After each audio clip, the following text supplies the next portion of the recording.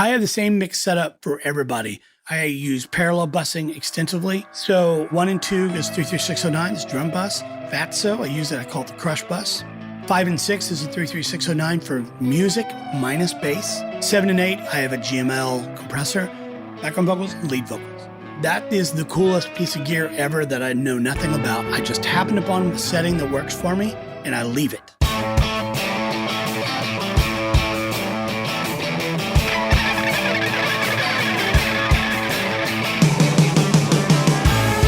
Welcome to Recording Studio Rockstars. I'm Lid Shaw, and this is the podcast created to help you become a rock star of the recording studio. This episode is sponsored by SonarWorks, helping you get the most out of your mixes by correcting the sound of the speakers and headphones in your studio so you get your mix right the first time. Are you sick of doing multiple mixes and still you can't get the low end right? How would it feel to have badass bass the first time? Get a 21-day free trial at sonarworks.com. Are you ready to rock the perfect mix? This episode is sponsored by OWC, Other World Computing, which you can find at OWC.com, your trusted source for memory and speed upgrades, DIY installs, and used Macs for your studio. Let OWC focus on keeping your studio Mac in killer condition so that you can focus on making great music. Why ditch your existing Mac when you can take your studio far into the future with OWC? Learn more at OWC.com and learn how you can supercharge your studio Mac. The speed to create, the capacity to dream.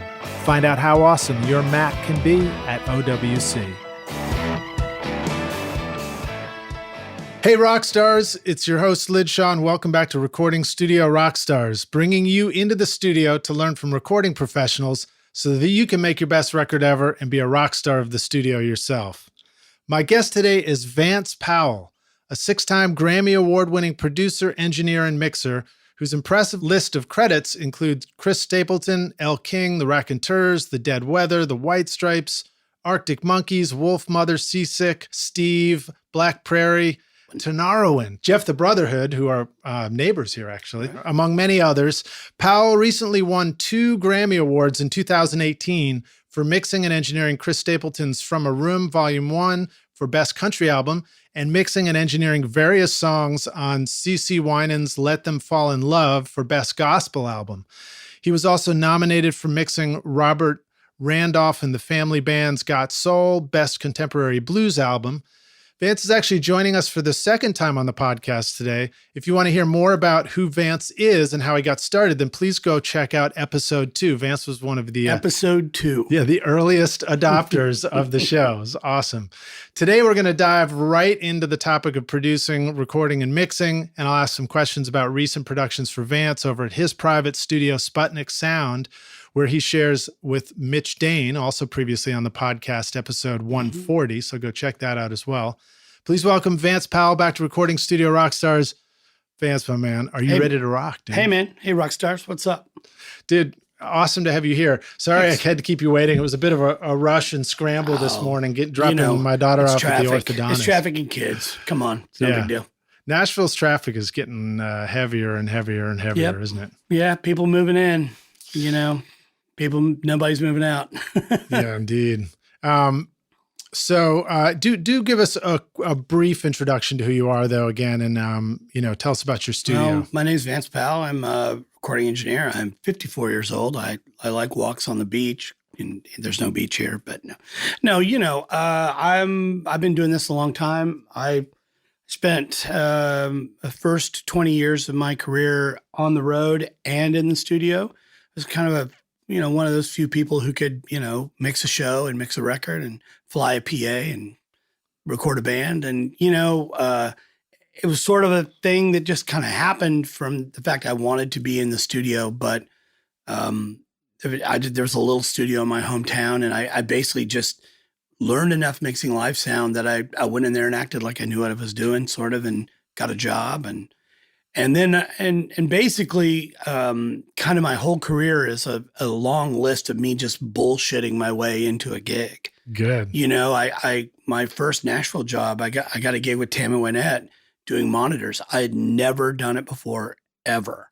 And I mean, other than just, like in clubs, I used to do monitors I would just put a 50-foot mic cable on. I'd walk back to the console, turn it up, walk up, listen to it, walk back to the console, that was doing monitors. So to suddenly be in front of a 7-piece Nashville country band with a legendary star was a deal. But I just bullshitted my way in and smiled a lot and acted like I knew what I was doing and got the gig. That's awesome. And maybe they were more desperate than I knew. I don't know, maybe, but it doesn't matter. It worked out. So groovy. So you now have a studio in Berry Hill called Sputnik Sound. This is, I guess, is this the second location? This is the second location. Well, it's the third. Actually. Location. The original location of Sputnik was in Steve Mason, the guitar player from Jars of Clay. It was in his basement. And it was a thing that he just made, I think probably to get away from, let me think about this. I think he wanted to get away from his ex-wife, to be honest with you. And he built this little studio in the basement, and Mitch Dane was their friend, and my friend. I kind of got to meet him through them. And Mitch had some gear, and he had a studio at his house. And this studio was going to sort of fit both of their interests better. Steve didn't have any gear, but he had this room he just built. And Mitch had gear. He just didn't really have a room that was really sort of built to be a studio. So Mitch moved his gear in, and they came to me in 2000. Is that right? Yeah. And what about you? Did you have a lot of gear at that point, or were you just? I had a lot of gear on the road, but I had sort of live sound specific, not specific, definitely. I mean, like I had Space Echoes. I had Lexicon Primetime. I had a bunch of old analog gear, not like a bunch of compressors and things like that. I did have a couple, but nothing super recording centric. I had a whole rig, big rack out on the road of Space Echoes, and I did have some Lexicon reverbs and, some things like that I had on the road with me. But I didn't move any of that stuff into Sputnik. The guys came to me, the Jars guys asked me, I was on the road with them, was touring with them as a front house engineer. And we'd been doing all kinds of recordings for my whole time there. We'd been recording things in showers and, arenas, and they would have songwriting demos. They'd have a demo and they'd just play the band on stage, and then I'd just give them the CD and that'd be their demo from front of house, Nice. And then I recorded them for a whole bunch. They had in the shower and drums in the shower, and then Lethal Akai digital multi-track machines. Oh yeah. And we'd take a couple mics back there and, record in the shower, stuff like that. But they asked me to do a record in 2000, the end of 2000, I wanted to do a Christmas record. And that Christmas record ended up being an 11-month project called The 11th Hour. Mitch worked on about the first 4 or 5 months of it. And he left and went off. He had a thing he did every summer. He spent the summer in Colorado. So he spent all summer in Colorado while we finished the record. And then 5 months of Christmas. Yeah, but the funny thing was we recorded a Christmas song the first day and never did another Christmas record song. So the Christmas record was a joke. We never even did it. We like one Christmas idea, and that was it. Now, what I remember learning is that when you're doing Christmas songs in Nashville or anywhere, that happens in July, right? It happens in July. That's exactly right. And that's how you get a song out by Christmas. That's exactly right. All right. They were trying to beat the deal because they had a record booked with Dennis Herring, who had produced the record before them. And Dennis, I would say probably sometime in January, they were supposed to start in March. Sometime in January, Dennis bailed to do a Counting Crows record. The funny thing was, Counting Crows wanted to make a record, but their record label wasn't interested in the slightest in another Counting Crows record. So come around the time they were supposed to start this record, the record label said, no, you can't record. So Dennis suddenly was like, hey, I want to do your record. By that point, we were just far enough along into this process that they didn't want to go back. They were enjoying their own thing, didn't want to jump into Dennis's world, so to speak. Dennis has a great studio. I don't know if he still has it, Sweet Tea down in Oxford, Mississippi. I think Dennis moved back to LA, but he may still be there. Yeah, I remember spending a week working on some music there once. Yeah. Very cool. Did you work with Dennis?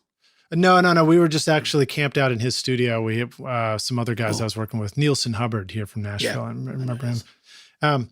Well, cool. Well, so let's see. Let's talk about some of the stuff that you're doing now. Sputnik is 3 iterations in, and you have this amazing facility. Thank you. I've interviewed you there. I've interviewed Mitch Dane there. And I've been to some pretty good parties there and had some really great fried chicken as well. We do. We have good NAMM parties, and we put on a really nice Christmas party. Yeah. And having that experience and having that studio and the facility, it's really given you the opportunity to play every role of making a record, producing, recording, that's kind of the goal, I think, in this business. I mean, 10 years ago, I would have never thought about producing a record. I would have thought about it, and I would have been bullshitting my way into doing it. And probably 10 years ago, I have produced a few records in the last 20 years. And I think really only in the last 3 or 4 years did I ever feel like I was competent enough and confident enough in my own abilities to actually be able to pull it off at any level. You say at any level, every band is different. I mean, I've gone through having to fire drummers now. I've had to gone through. Why is it always the drummer? Exactly. Especially with bands, it's always hard to do that. Like you never hear stories about somebody firing the mandolin player.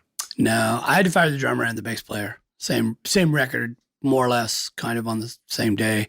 And I didn't have to fire the bass player. Just the bass player decided that he was going to play politics.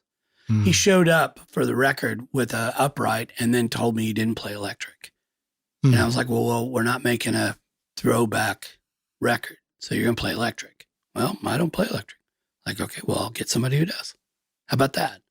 And I was like, well, I suppose I could practice a little bit.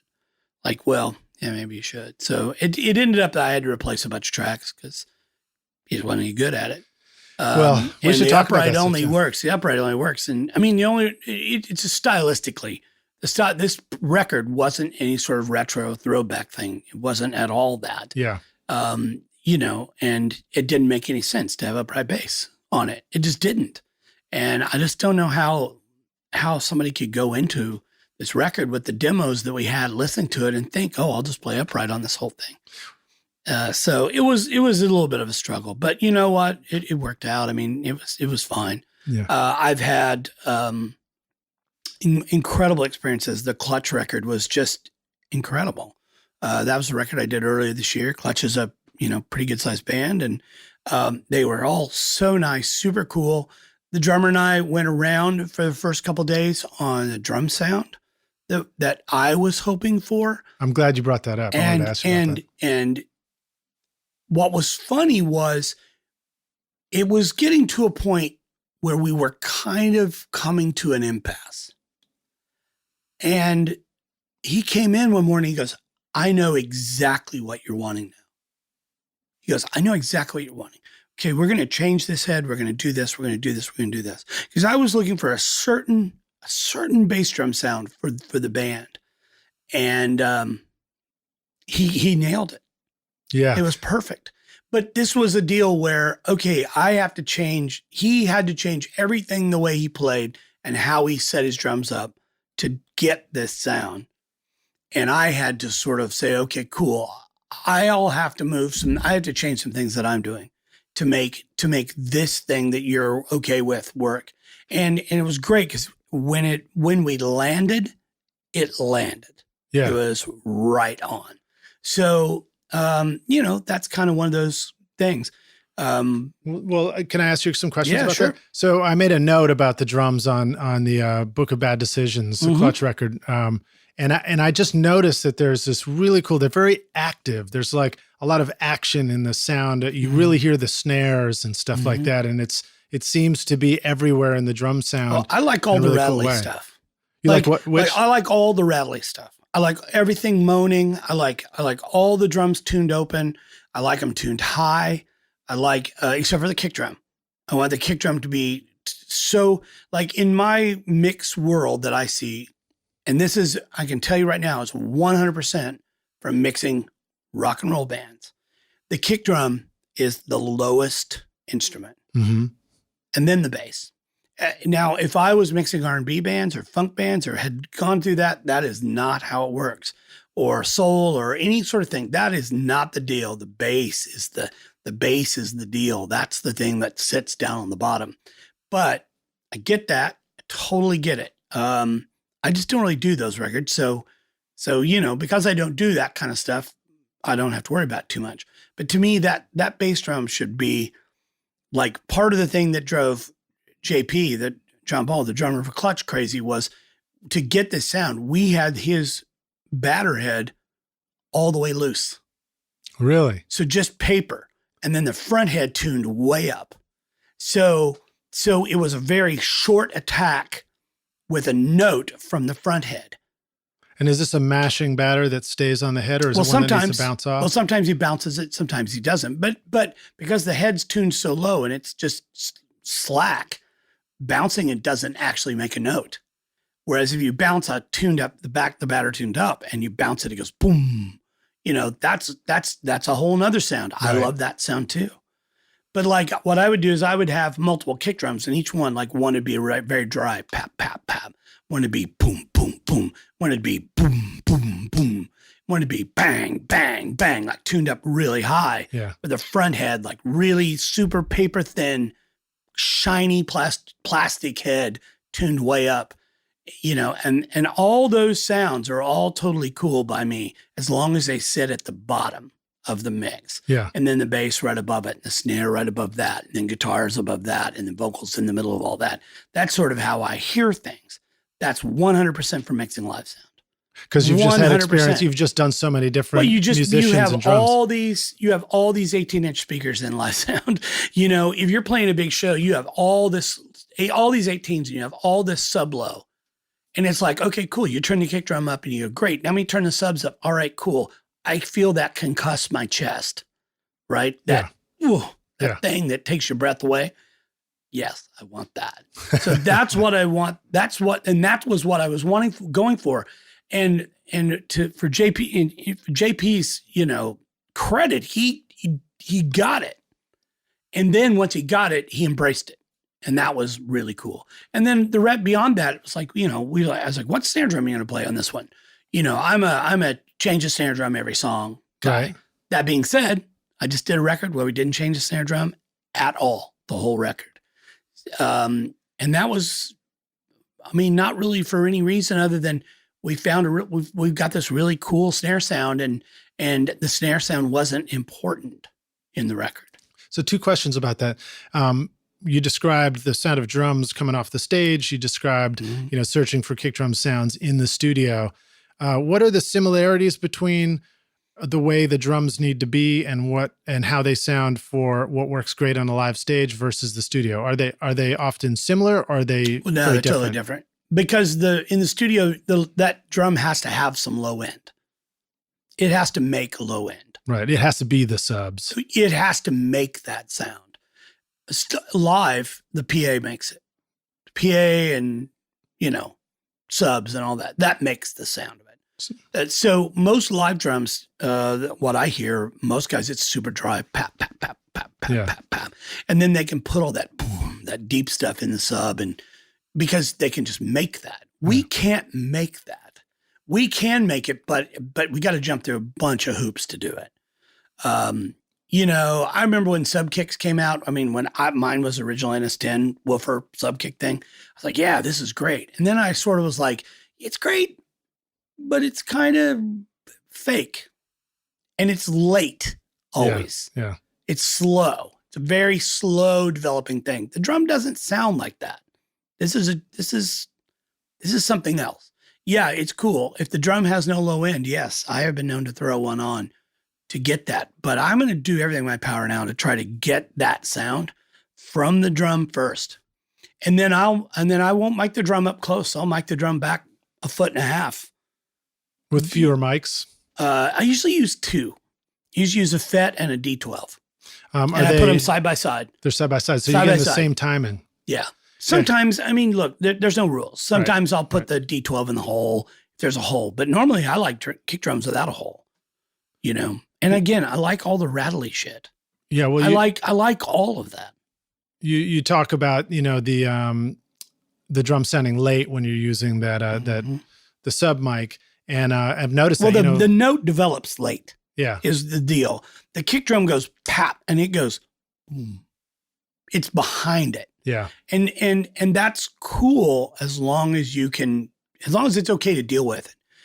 The problem is that people, the first thing you want to do, this is my opinion, in my humble opinion, don't ever try to align drums. Right. Don't ever try to align phase. Don't ever try to use something that puts the drums exactly like in phase and all that stuff. Don't ever do that because that's not the sound of drums. That's not what they sound like. The fact that certain things are out of time and blah, blah, blah, and all that stuff, you know, the kick drum and the snare drum, you know, all that stuff is the sound we want. It's not the sound that, you know, we're trying to make this perfect, you know, fucking stupid Steely Dan drum sound. You know what I mean?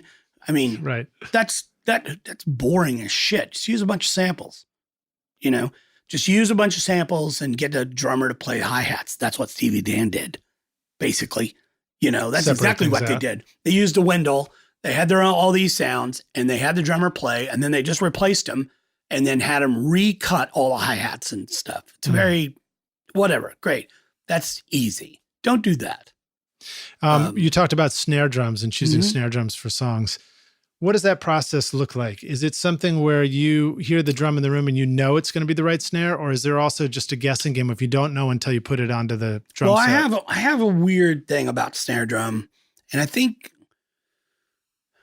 first of all, to me, the snare drum is a note. It's not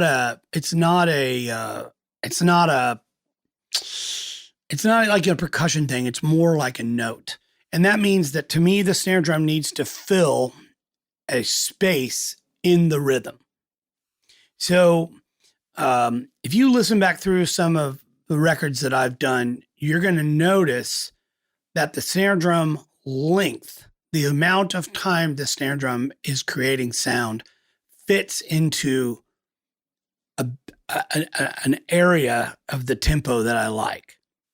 So in other words, like I like it when the kick drum goes boom, bow, boom, bow, bow being the snare, boom, smack, you know, boom, instead of like boom, bap, boom, bap. Now, don't get me wrong, that's super cool for some things, boots and pants and boots and, you know, I mean, it's super cool for some things, but I like it to kind of go boom, bam, boom, and this long sort of stretched out note. I don't stretch it out with anything special. I just try to get the drummer and I to tune the drum.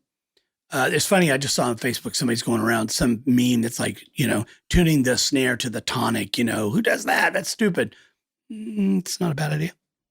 You know, it's not a bad idea at all.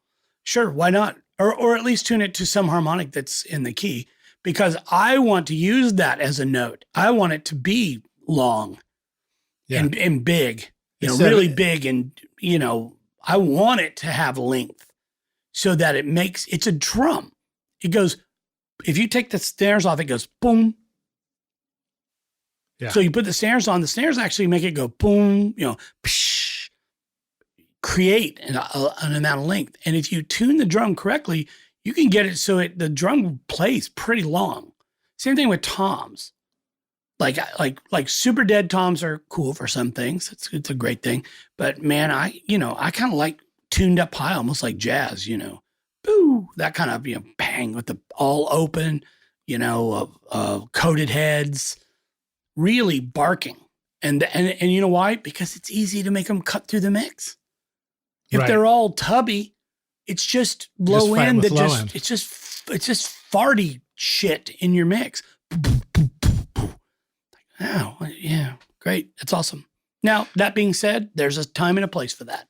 And there's a sound for that. Well, it sounds like you spend a lot of time really working with the drum set before you even, I mean, you haven't even talked hardly about mics. I wish I could say that. I wish I could say it. It depends on the drummer. Yeah. If I've got a record coming in, if I'm producing a record and I have a drummer coming in that I don't know, I'll call like Paul Simmons over at Blackbird, and I'll just hire him for, 4 hours to come over and go through my drum set and get it sounding good and getting some options.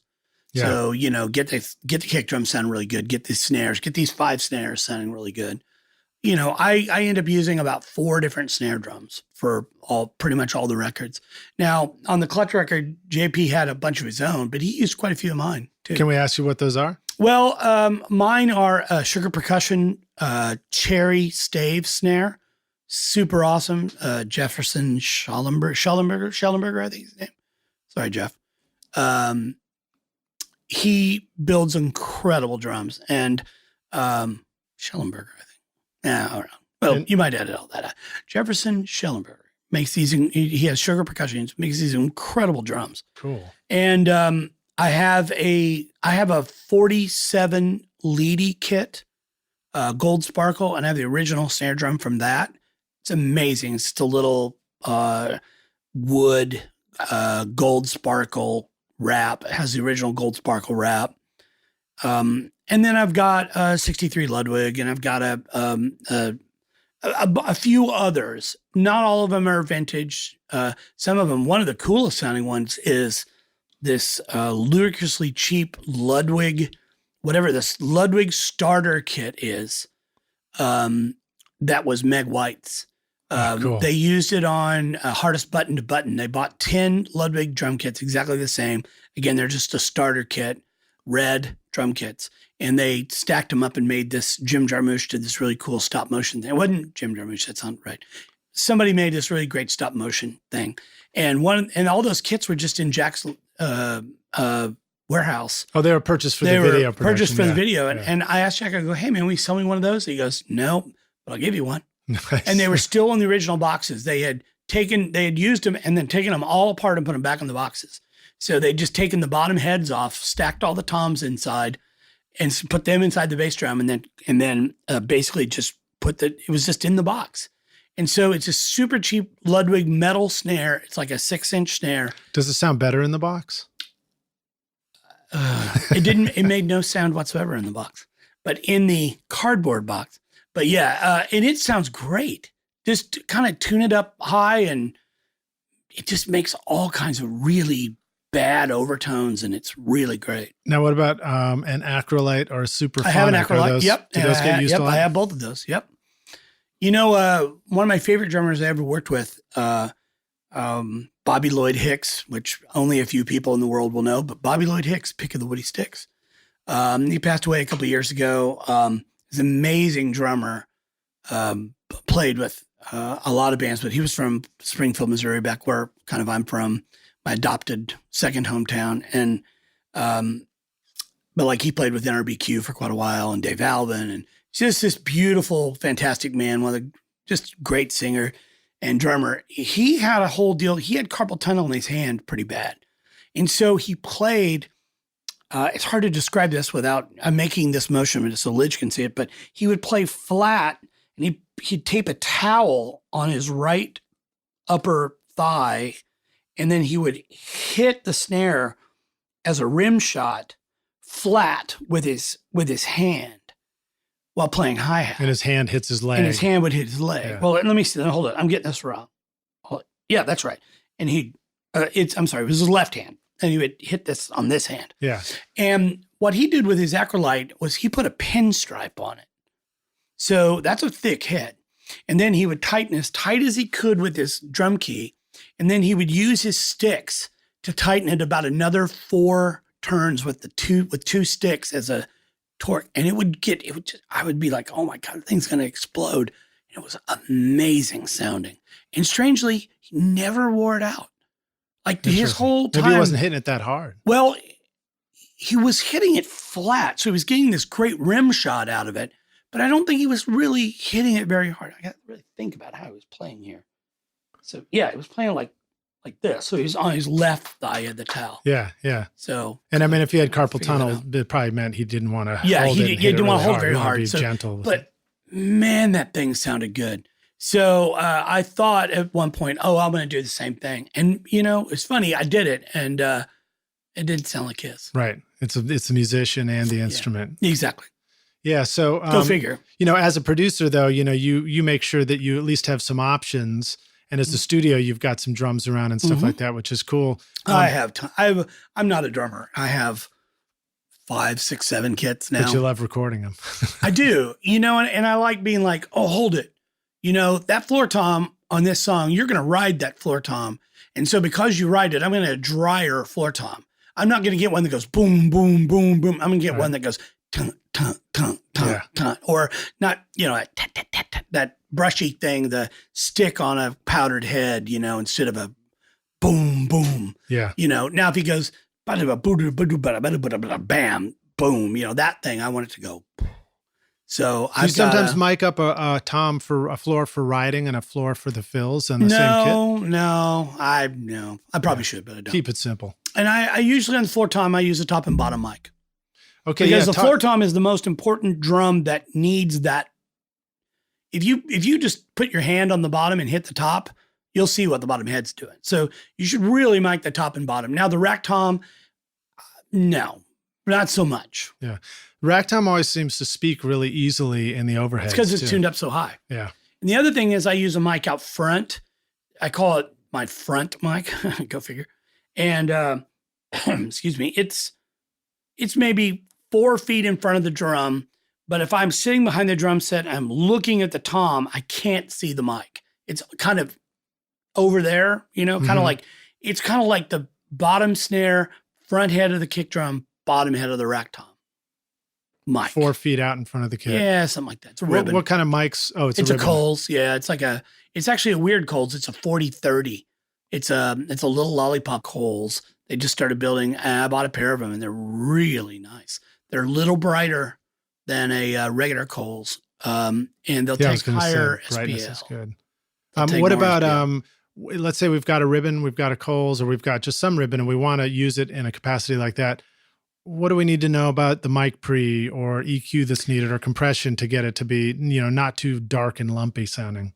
Well, first of all, the thing about ribbons, that ribbons hear like you do.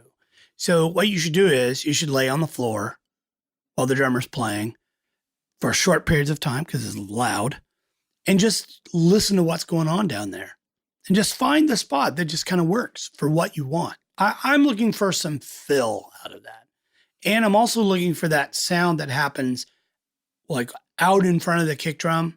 That's not the kick drum sound, but it is. Mm-hmm. That low end, that thing, that air moving feel that doesn't happen when you mic them up close. Yeah, and it's interesting. I find you move around the room while the drums are playing, you'll discover there are places where you just get the sustain of the low end. Absolutely. And other places it totally doesn't exist. Absolutely. So do you find that you're often positioning that room mic or that low end catching mic in new and different places in your studio? No, or does not it really. No, I've kind of found you've kind of found it. Yeah. So it's okay. I mean, that's the beauty of being in one room, Yeah. The beauty of not being in one room is that sometimes you have to improvise and you have to kind of like, you're always listening. Yeah. You have to figure it out. I just did, it's public now, but I just did the new Stray Cats record. Oh, cool. And we recorded and mixed the whole record in 7 days. Now, how do you record and mix a record in 7 days? Well, basically it's the Stray Cats. You've got a drummer that plays standing up. You have an upright bass player, and you have one of the greatest guitar players on the face of the planet playing guitar. And so they cut all the tracks live. The original goal was to do it without headphones, but Brian's guitar amp kind of screwed that up. So we did it at Blackbird. I set them all up kind of in a line, kind of this thing that I've been talking about forever. It's a Glyn Johns thing. And they set them all up in a line and then allowed them to see each other. That was the important part. And they just played. And we cut the record, and then I went in to rough mix, just to spend a day to rough mix the record. One of the things that Brian wanted, he wanted to sound like this Gene Vincent record that he really loved. And we listened to it, and basically what we figured out is, look, they recorded this record with maybe 3 mics, maybe. And then they ran those mics to the tape machine, but they also ran them through another tape machine, and they just had slap echo on the whole thing. So we did a test and I kind of put slap on the whole mix. And he loved that. Now, he wanted to do the vocals later. We did the vocals as an overdub. He loved that. So there's this sound that happens when you do that. And it's sort of like a room sound. And it's kind of weird, it's almost like a gate reverb, because the snare's going, ka, ka, ka, ka. So it goes, ka, and then kind of cuts off. So the snare is like even longer than normal. So it sounds like, ka. Because it's a double. It's like because it's a double, yeah. And so it's just 15 nips, just straight 15 nips, because that's what Gene Vincent would have had. They would 15 nips. 7.5's way too slow. They didn't have 30, just 15 nips. And we just put that on kind of more of the drums than other stuff. Brian plays through a space echo, so that was his own thing. And then when I cut the vocals, I cut all the vocals with the slap echo. So I just recorded 2 tracks. And actually, it's funny, I should have just done a stereo track in Pro Tools and then just set the level, right, and just put them in mono. Yeah. But I do that all the time with distortion. If I cut a track where I want the vocal distorted, I'll cut the left side or the right side clean and the left side distorted, and I just blend them together. Yeah, just pan it to the middle and use the middle. The trim plug-in to adjust Yeah, I'll levels either use the trim, later when mixing, but as we're recording, I'll just use the fader on my desk to get the amount I want, and then later, if we need to turn up or down, we can. And that allows you to do a bunch of cool things. One, if you have to edit it, it all moves together.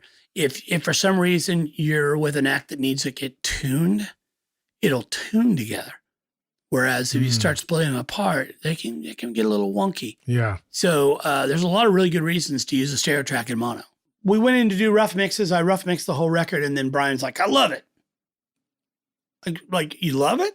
Like, yeah, I love it. We're done. Like, really? Because I just put all the faders at 0 and hit record while talking to the producer. Yeah. Like, that's, we did the whole record, 13 songs in one day. Basically, we recorded the record and I rough mixed it in 7 days. And it was great. That's awesome. Just leave it at that. I've got a couple more days of work on it, but it's very simple. It's very stripped down. It sounds just like the Stray Cats. They cut it live. We cut a couple takes together, but we did it like we were recorded on tape. Can we talk, or can you explain a little more what that Glyn Johns lining everybody up? Yeah, so I just read in Glyn Johns' book where he talked about he would put the drums and then he'd line all the guitar amps up with the kick drum so that all the music is sort of happening in the same plane. Yeah. In time. And then however you mic it, they're all still in the same plane. In other words, sound is traveling at the speed of sound, whether the kick drum and the guitar, whether they're, going out to a microphone, a room mic, they're going to arrive at the same time. Whereas if you set up where the guitar is pointing at the drums and then the bass is pointing out another way, yeah, you can record all that, but it's not all like exactly in the same place. Yeah. The other thing that happens, and I've done this, I do this all the time, is that you don't get a lot of bleed, man. There's, like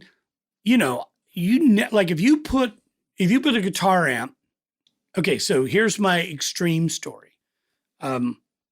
There's a band here in Nashville. They just actually played their last gig called Diarrhea Planet. They're fucking awesome. Good. I was hoping we get to talk about them too. And I did their last record. We set up drums and 4 half stacks in my room, in my tracking room.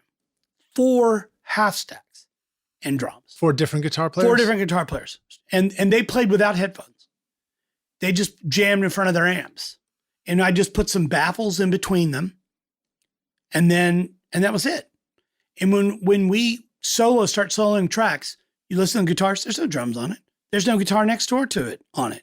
You listen to the drums, strangely, there's not a lot of drums on it. Or guitars. The only thing that's on it, not drums. There's a lot of drums. The only thing is the room mics just become a sound of the room. Yeah. They're not drum rooms. It's the room. Yeah, it's everything. And so there's a cool cohesive thing that happens there with that. So I've been doing that for a while. To make something like that work, it has also a lot to do with matched volumes, right? You can't have one thing that's loud and one thing that's quiet. Yeah, right? Now you have to fight with volume. I did this Tyler Bryant record a little while back, Tyler Bryant and the Shakedown, and I loved them. we did exactly the same thing. And you know, here's a pitch for the rock stars to check out.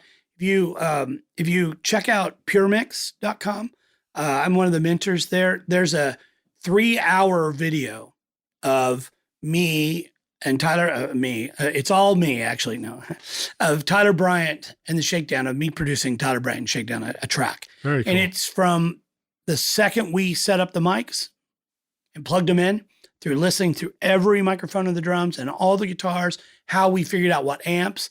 And, you know, we did amps, guitar amps in the room with the drummer. Now, and Tyler Bryant's a pretty rockin' band. We played through Princeton's. Small amps always sound better than big amps.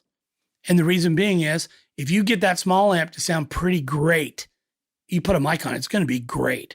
Whereas if you have like a 412 cabinet or something like that, part of the sound of it is all those speakers. Mm-hmm. So you kind of have to mic all those speakers, you know, in the room and in the room, and you and have to kind of, it's all that sound. So, but a single 12, you know, and we found that out big time with the Clutch record, because we cut all the basic tracks with his 2 amps and 412s. And when we started doing some overdubs and I started bringing in small amps, you know, his eyes were just like, whoa, what is that sound? Like, well, that's a small amp. We can get a really great sound. You can stand in front of it. It sounds amazing. I put a mic on it. Now it sounds monstrous. Is it also partly that it gives you more room to turn the mic pre up, so you get a little more gain on the mic too? You think that has anything to do with it? Or Maybe. You know, maybe. Yeah, I remember discovering that early on, that that little amp sounded great. In fact, I sold my big amp to buy 3 little amps instead and started using them in the studio. Princeton reverb, a Princeton reverb is probably one of the best sounding guitar amps I've ever heard. I mean, just amazing. The Stapleton records, that's 163 Princeton. That's a brown Princeton. He just plays through 1. And then I mic it with 4 mics. Tell us about that. Well, it's a little bit of a weird deal.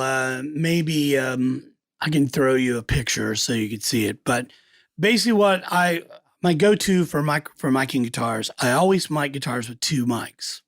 So I use a U67 and a 57. Now, if I can't get a 67, I do have an older 80s 87 that is kind of okay. But basically, I try to get a 67 if I can, and a 57.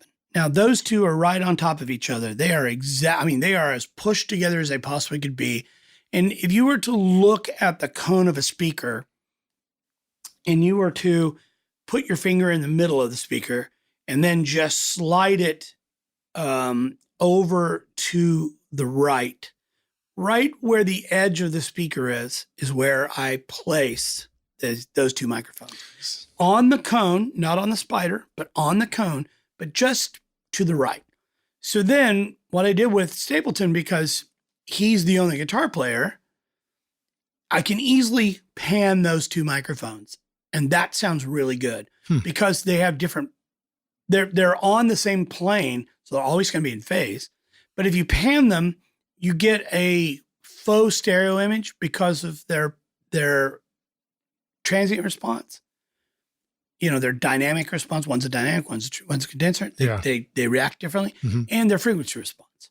So, but yet they're locked in phase. So if you want to hard pan them, that's great. If you put them together, they sound amazing. On the other side of that, if you were just go exactly in the same spot on the other side of the cone, now this is a 12-inch speaker. On the other side of the cone, I used an RCA BK5, which is a very super cool vintage microphone. You just have to look up. It's got a really cool history. And then a Royer 121 is what I believe it was. May have been an SF12, but I think it was a 121 or a 122, whatever. So why 2 ribbons? Well, the BK5 kind of doesn't sound like a ribbon. Sort of like a 57 of ribbons. It's kind of like it's kind of like a supercharged 57, but it's a ribbon, which is awesome. And then the 121 is just a ribbon. So on volume 1 and volume 2, I used this setup, and the 57, 67 is on the right, and the BK5 121 is on the left. And that is his guitar sound. Now, do the ribbons get, how close are these mics They're to the on the amp? grill cloth. And so the ribbon's included. Yeah. Right, because you're not using a huge, super loud amp that's overloading the ribbons. And I'm using the correct microphones. So really the only ribbon you really got to worry about blowing up is a 77. You'll blow one of those up. A 44 is pretty tough to blow up. You have to really stretch the ribbon, but they're pretty tough. You can blow up a Coles. Yeah. Really pretty easy. Yeah. On the White Stripes record that was done, Joe Ciccarelli did a Blackbird. They destroyed 11 Coles. Wow. Yeah. Just went from working to not working, or working to it doesn't sound good. Yeah, they just went from working to blown up. Yeah. Do you sometimes notice Coles sounding like they're a little bit worn out? Mm-hmm. Anything we should know to listen for to know that our ribbons? They just start sounding muddy, and the transient response isn't very good. Yeah. The ribbon just gets soft, stretched. Dig it. All right, cool. Well, let's take a break for a sec, and then we'll come back in for the jam session. Rockstars, a reminder that I'll have links to YouTube playlist and possibly photos from Vance in the blog post. You can just go click through for the show notes on your listening device, or just go to rsrockstars.com and find it there. We'll see you in just a minute for the jam session.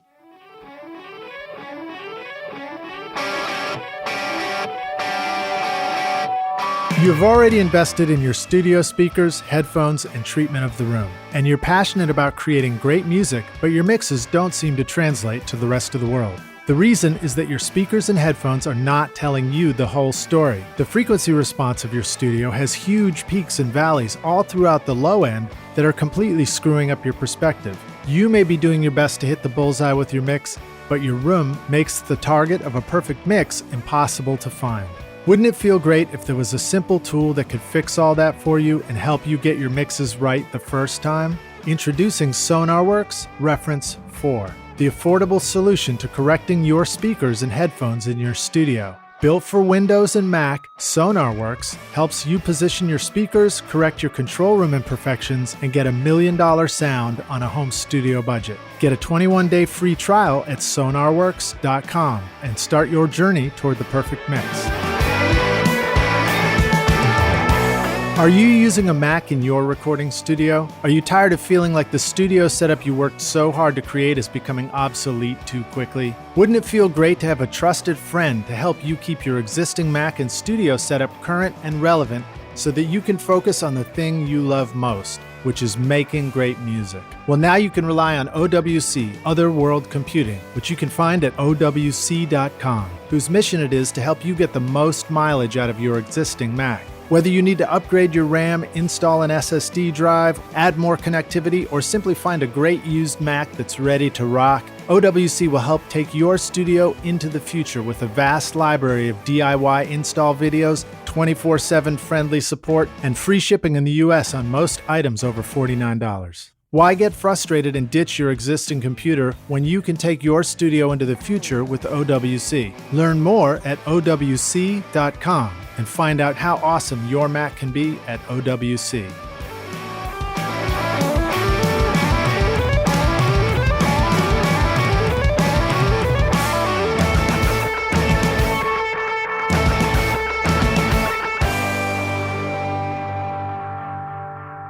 Hey, rock stars, we're back now for the jam session. My guest today is Vance Powell, joining us here at the Toy Box Studio. Vance, are you ready to jam? Yeah, let's jam. I got more questions. I want to ask you another question about the Glyn Johns lining things up. Mm-hmm. It's such a cool, intriguing concept. I'd be surprised. I know I want to try it out, and I'm sure other listeners do. What kind of a size or shape of a room works for that kind of experiment? I think it works for any size and any shape. You just have to have enough room to put things on the sides of the drums. Here's the things that don't work very well. Bass guitar amps tend to make snare drums rattle. Right. Electric guitar amps tend to make snare drums rattle. So these are all things like you can kind of make a little bit of room for. Strangely, though, you kind of don't want the bass way off in the left side of your room, although it is kind of cool sounding. So, sometimes the bass amp is just not very loud. And then, once the closer you are to something, the louder things get, Fletcher Munson and all that stuff. Yeah. But then like if you turn it down, then you might get some drums in it. Now, here's the deal. All of that doesn't matter if the band's great.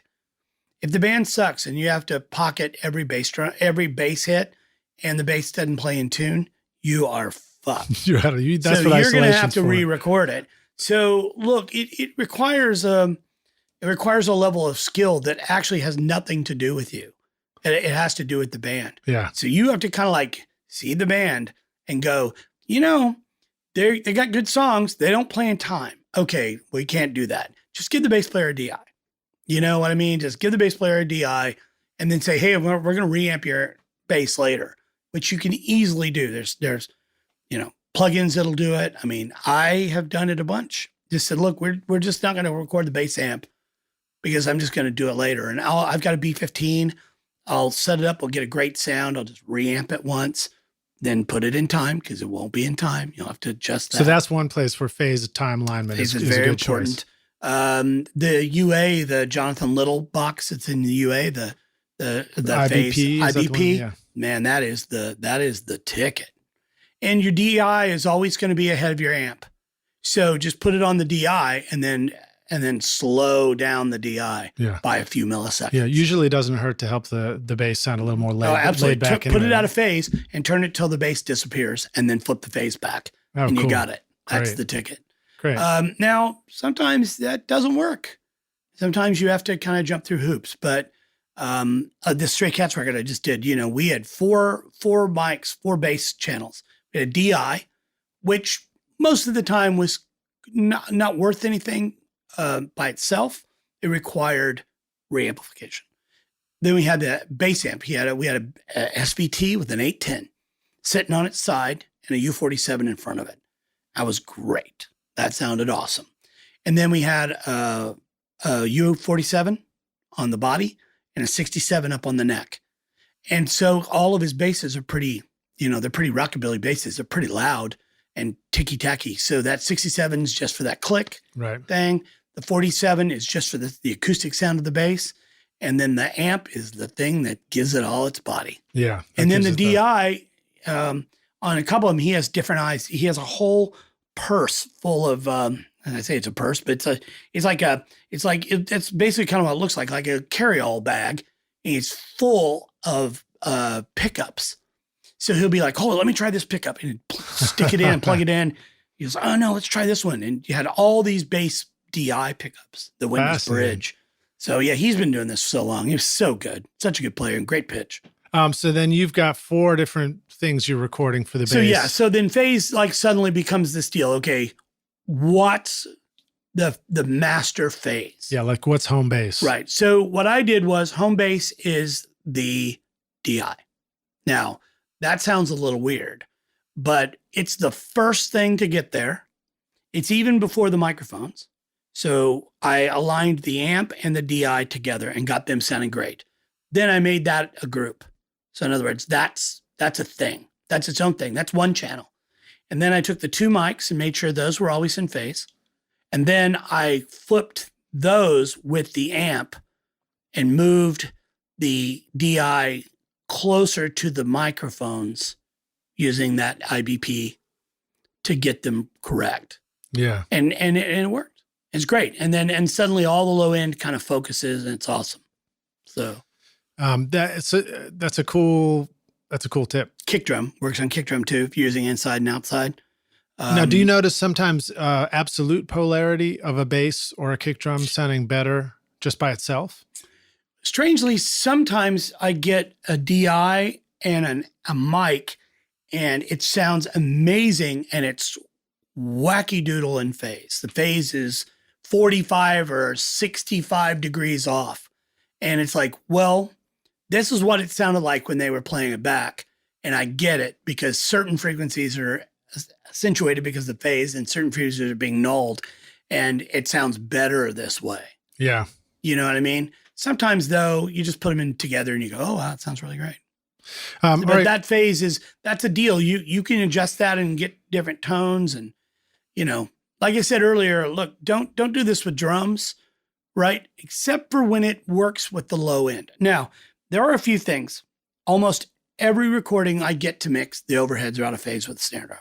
Right. Almost every recording. I think it's because the stick is pushing the head down and pulling the and it's top mic 4 out. feet away. So yeah, there is no such thing as absolute phase, but does this sound better? Does this sound better? And one of them will have more low end than the other. But I listen to rough mix and it's like, yep, that's obviously not in phase. Right. The other thing that happens is the toms often are not in phase with the overhead. And so some phase is the important thing here. Alignment isn't. Phase is important. Yeah. So the loudest thing in the drum set's the snare drum. Align everything to that. Sometimes the kick drum's out of phase. Flip them both. Yeah, you got to check everything against You guys everything. are just, okay, cool. Now is the low end better is the low end better on the kick drum if I flip the kick drum? Okay, yes, no, whatever it is. Okay, cool. Now I'm going to leave the snare drum alone. I'm going to put the overhead in. Is the overhead better in phase or out of phase? Oh, it's better out of phase. Okay, cool. Now I'm going to put the floor tom in and I'm going to flip the phase just while it's sort of moaning along and see which one has more low end. That has more low end, whichever way it is. Mm-hmm. Rack tom, same thing. And then okay, cool. Now I'm going to listen to the overhead and the hats. And I'm going to flip the overhead and the hats. Which one's better? Hi-hat and snare drum. I hate the hi-hat, but it's become a thing. Okay, I got to mic it. Yeah. And so I'll do that. I'll do all of those tests when we're tracking. Right. I do them all when we're tracking. But when I get stuff to mix, I'll go through that whole arrangement. Now, you do it all when you're tracking, but do you sometimes find you get to the overdubs and mixes later and you're like, what the fuck, why is this sound? Well, it's the I need beauty to flip it of again. Pro Tools or any DAW. You go, oh, look at that. It's out of phase. What a dumbass I am. Yeah, of course. Yeah, and you need to just flip it. Yeah. Fix it. All right. So, Soul of a Man, Stephen Dale Pettit Band. Pettit. My friend Stephen Dale Pettit. Yeah. He's got a great guitar tone. I noticed with this, I would describe it as a low end that kind of rushes into the room. And I wondered if you could talk about how to record guitars that sound bigger than just 157 on the amp. Of course, you already did. You talked about multi-micing. And that's what that is. That's a single speaker. That he has a 64 plexi 50 watt. And what we used, he just brought his head over. I have this thing that there's a guy back in my hometown named Dave Crocker, and he's been a long time. If people are into vintage guitars, he's part of the Three Amigos Vintage Guitar Guys, the Texas Guitar Show. He's all part of that. And I've known him since, I was 13 or 14. I've been buying stuff from him since I was 17, probably. I was down in his shop, which he actually just closed up, which is a bummer. But I was down in his shop and he had this Fender extension speaker. Now, I've never seen a Fender extension speaker. So I asked about it and he basically said, look, I've had this for 25 years. I've never sold it. People have tried. He goes, but I'll sell it to you. He said, it's something Fender made custom. It's a 64 Tremolux case. I think is what it was. Tremolux, 64, 65, something like that. This is pre-CBS, not drip edge. And they put a face on it of wood and Tolex the whole thing. And then they put a 30-foot cable on it. It's got this 30-foot molded cable. So the little cable on the back of Fender amps that came out of the back of the amp and went down to the speaker. Yeah. They just put 30 foot of that in and they put a little wire wrap inside it. So you wrap the wire. So it was meant to go like the amp on one side of the stage and the extension speaker on the other side. But Fender never made one. They never sold one. So this was custom built for somebody. And it has the Fender logo and it has a serial numbered 64 Jensen ceramic in it. So it's an in-time speaker. It's just like a second speaker, but it's a just second far speaker, away just from an the amp. extension speaker. It's probably meant to go on the other side of the drum set. Yeah. And it was probably made for one of their artists in 63 or 64. So there weren't very many of them. So, could have been the Ventures. It could have been the Beach Boys. Who knows? But he'd had this thing forever and he sold it to me. And so I've been using it. Now, I've expected all along that I'm going to shred the speaker. And it never happens. I've used it with a 100 watt orange. I just don't turn it up very much. But at some point, the speaker just sounds really great. And that's what we used for Steven. So that was the main speaker, or it was used as an extension No, that speaker? was it, man. We just turned that thing up into that extension speaker. Should have blown it up. But again, it's a 50-watt Marshall, and it's an 8-ohm speaker. So at 8 ohms, it doesn't really put out 50 watts. It puts out about 25, so it's right at the edge of the speaker. And I think that speaker is a 40-watt or something like that, 35 or 40-watt speaker. Now, it's still the guitar 67, sound. 57, exact same sound. It's a very wide sort of stereo sound. I really hear the room, and I hear the guitar on the left, but I hear the room on the right. What are some ways to create that kind of wide and big room sound on a guitar? On that, that's all played live. So his guitar amp, I think his guitar amp was in my small room. So I may have cheated and put a little bit of, I don't remember right away. Like I may have used my room, reamping it, or something. I may have faked some room somehow, but what are some good ways to do that? Maybe just hip the rock stars to some great ways to create. Yeah. So the first thing is if you have a guitar and you've recorded it and you want to add some room to it, run the guitar through a reamp box to an amp to a guitar speaker, and just make sure you don't send much level to the amp so you're getting it pretty clean, and then just record your room mics after the fact, and you don't have to really worry about moving them or any of that shit. You could just leave it. Just add a little bit of ambience. Yeah. Just in your room. Do you find it useful sometimes to record the room and then just sort of time delay that room mic slightly? Well, you can, but I don't. How about, recreating space around a guitar effectively if you're not actually reamping the other thing that what you might be hearing is tape echo, because I do use the two full tones on everything. And I know on Steve, and I put whatever was on his vocal, I put on his guitar to try to put those two in the same space. So that might be a little bit of tape echo that you're hearing. That sounds like reverb because there's two of them. Yeah. Okay, cool. Dig it. All right, here's another question for you. Mm-hmm. Jesse Dayton, Hurting Behind the Pine Curtain. I love that song. He recorded that in his garage. Oh, really? Literally recorded it in his garage. He has a 2-car garage in Austin. So is that one that came to you to mix? It came to me to mix, yeah. So one of the things that I noticed, or that just made me think of this question, was the drums kind of dark, not like aggressive bright cymbals, and it just made me want to ask you the question about the relationship of cymbals to guitars. Like who gets cymbals, the high end, who gets the mid? Guitars. Cymbals what? Eat guitars. There's a band called Cymbals Eat Guitars, but yeah, cymbals eat guitars. Cymbals are what drummers play when they don't have a better idea. Right. Because they're drummers. They're not cymbalists. Is that a word? I just make that up. Now. Efren's cymbalist is junior. You know that joke? Or know who that is? Yeah. I mean, cymbals are, they're meant to be accents. Drummers a lot of times play cymbals because they just don't have a better idea. And so I'm not a big cymbal fan. Like for me, overheads are ribbons. That way they just don't eat up all that space, and they sound natural. That doesn't mean that I haven't recorded them with, condensers. Usually when I have used condensers a lot when cutting the tape.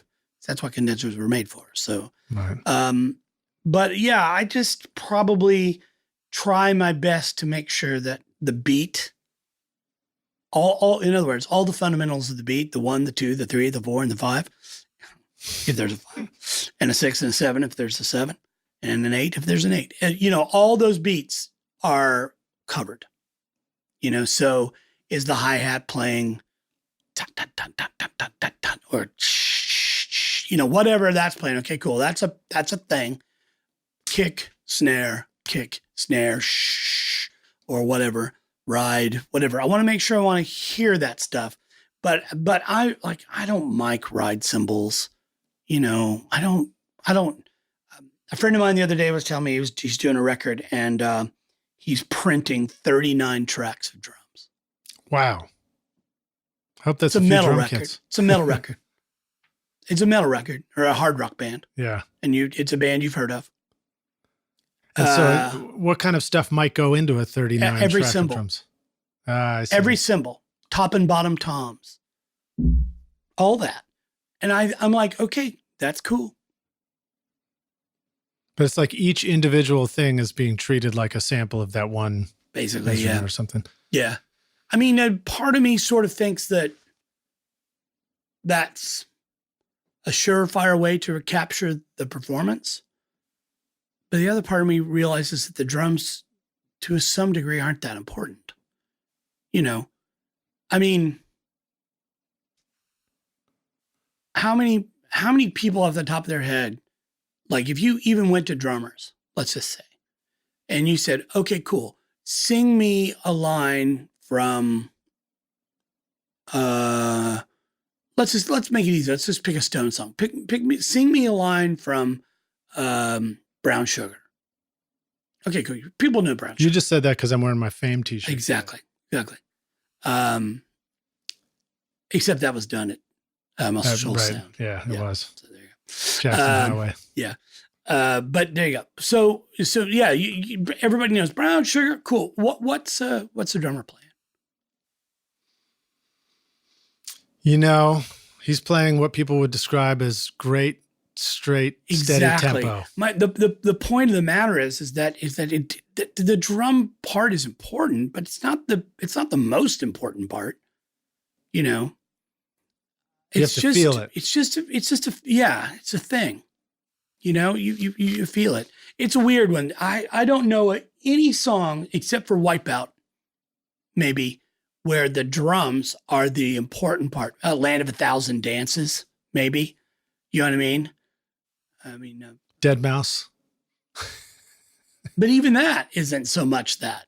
It's True. not so much about the drums. It's about the beat. Yeah. It's not about the drums. So okay, cool. But there are certain genres where that's really important. You know, metal, speed metal, all that stuff. A lot of those guys, they're recording and then all those sounds get replaced. They all get replaced. They all get put on a grid. They're all put on a like really, really tight grid. Mm-hmm. And then the bass is recorded again and then it's put on a grid and the guitar is recorded and then it's cut up into so that every beat is exactly on the hi-hat and every single beat is on the kick drum and everything is, okay, cool. That's great. Yeah. And I get it. I totally get it. Let me ask you this. You talked about pocketing earlier, and I meant to ask this question. Recently, I've been working on a song, and I was asked to sort of straighten out the tempo and speed it up.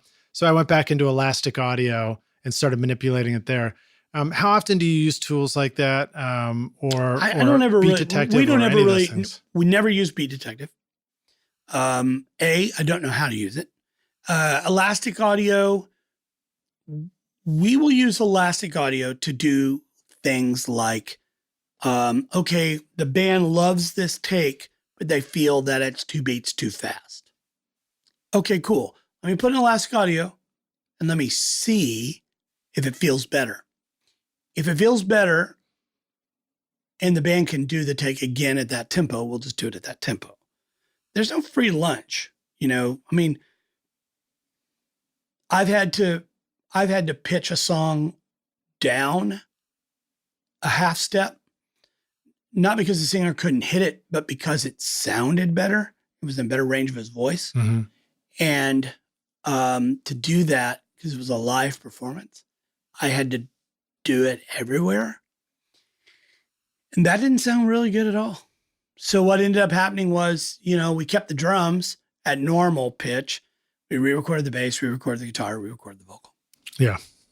I mean, you know, there's no real free lunch in it. Right. When we pocket things or edit things together, we do it old school. We do it like tape. So we cut everybody together first. So in other words, it's a whole band edits. So it'd be like you're editing a two-track tape. And then you get it so the drums sound good. And then if the bass needs to move back in its original spot, as long as it's not too much in the room or whatever, fine. Then we listen to the guitar. Okay, cool. If I put the guitar now back in its original spot, does it sound wrong? Was the guitar player anticipating the drummer and the drummer's playing slow? You know, like, so you have to just kind of make all that, just try to make it as natural as possible. Yeah. But, you know, even the best drummers from time to time will say, you know, I kind of rushed in this spot.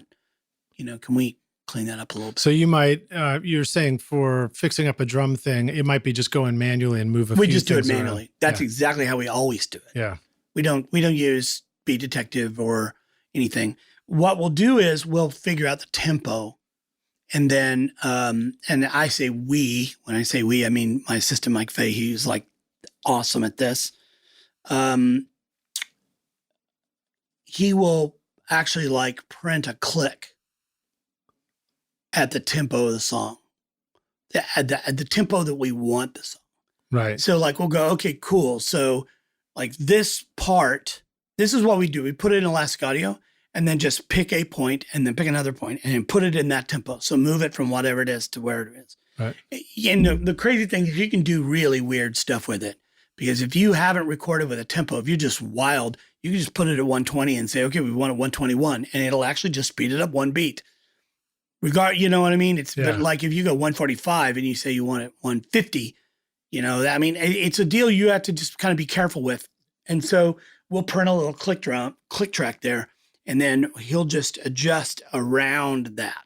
So not put it on the grid, but around it.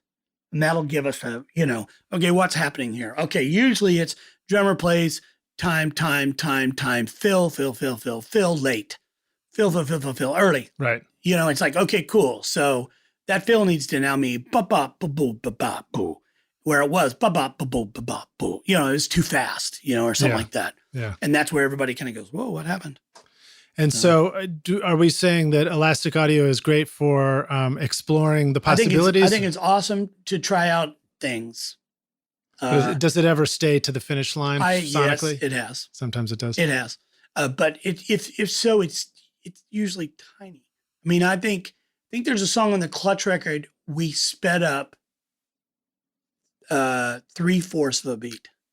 Nice. Or maybe like one beat. It wasn't enough to recut it. It was like a deal we were doing the vocals or something like a little later. We'd already cut the track. Mm-hmm. I was like, you know, if this was just a little faster. And then I commit that so that it's not doing it on the fly. Yeah. It just does it once. To be honest with you, there's a bunch of tools that do it better. Pitch and Time does it better. Yeah, that's been around for a while. Pitch and Time is really good.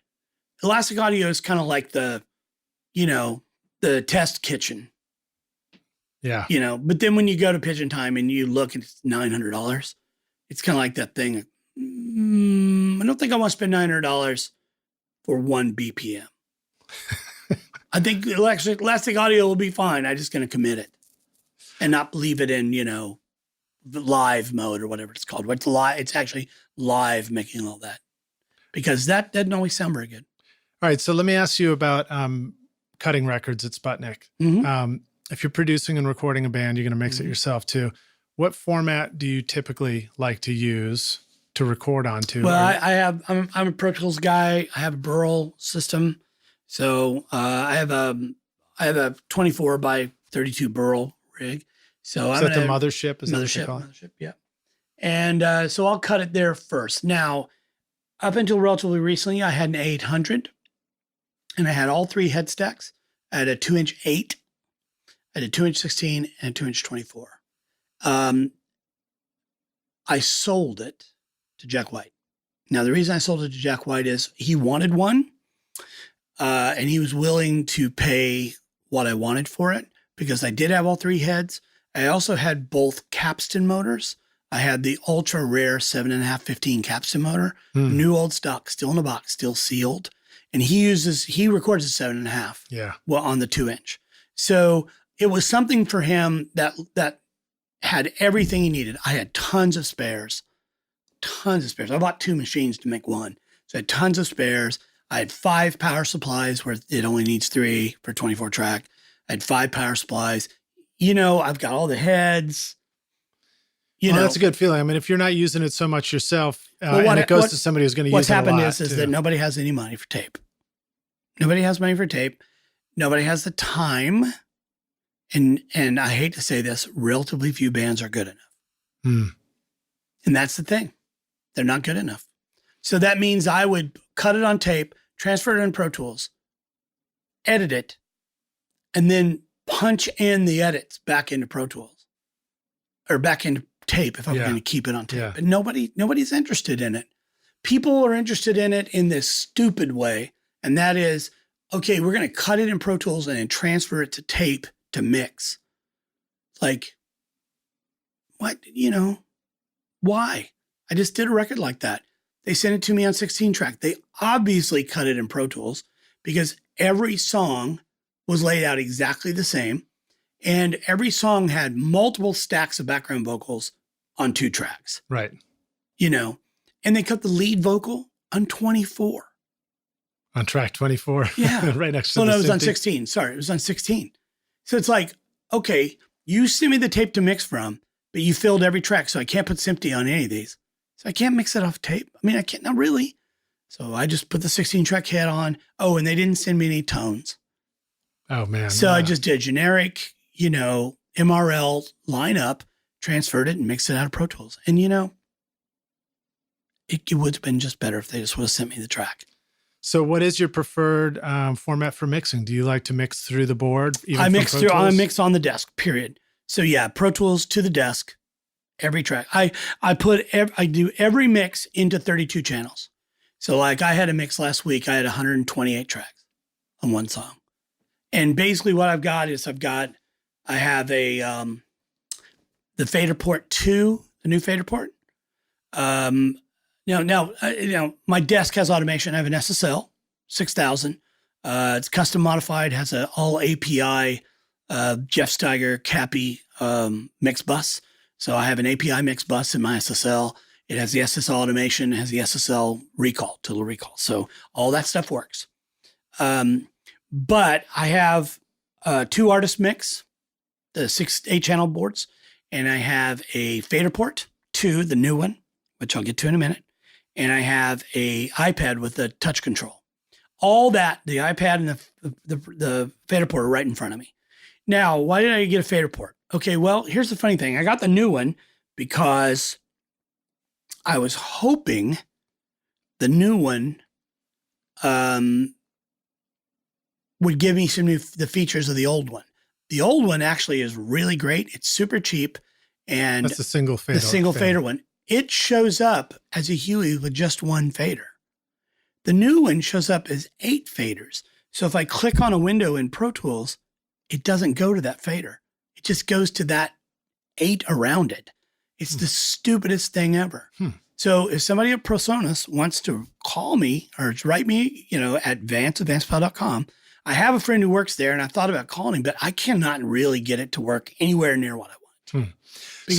Because from time to time, I will click on a track and want to just write a little Pro Tools automation because a track may be in the middle of a group of tracks, like on this one, like there was strings. So you got a whole lot of strings that come up on 2 channels on my desk, but there was a cello part I wanted to ride. So now I got to find it and then I write it. So basically what I end up doing, it should just be right in front of me with a fader port, but I have to get out my artist mix and set it on top of the desk. And I have a little tray that flies over the faders that, I can just do it. So I've been thinking about getting the fader port. I haven't gotten one yet, but it really is. It's so much more pleasant to move that fader than trying to ride that with a mouse. Oh yeah, you can't do it. You can't mix with a mouse. Yeah, I would say right now you can't mix a record with a mouse. I know people who do it. I can't. I'm not saying you can't. I'm saying I can't. But then I'm also saying you can't because you can't really get the feel of the mix without putting your fingers on the faders. Yeah, it's one of those things that Avid maybe has hit the mark and then missed. One of the coolest things that Avid made, the C24, not the first one, but the second one, faders on that were amazing. And that console was really great. I bought one. I had one for about a year. I made the greatest gear swap in history and got rid of it. I traded it for 2 33609As. Nice. Yeah. They probably make stuff sound mo better. Yeah, those are really good. It was kind of a karma deal. I traded them to Jimmy Swaggart Ministries.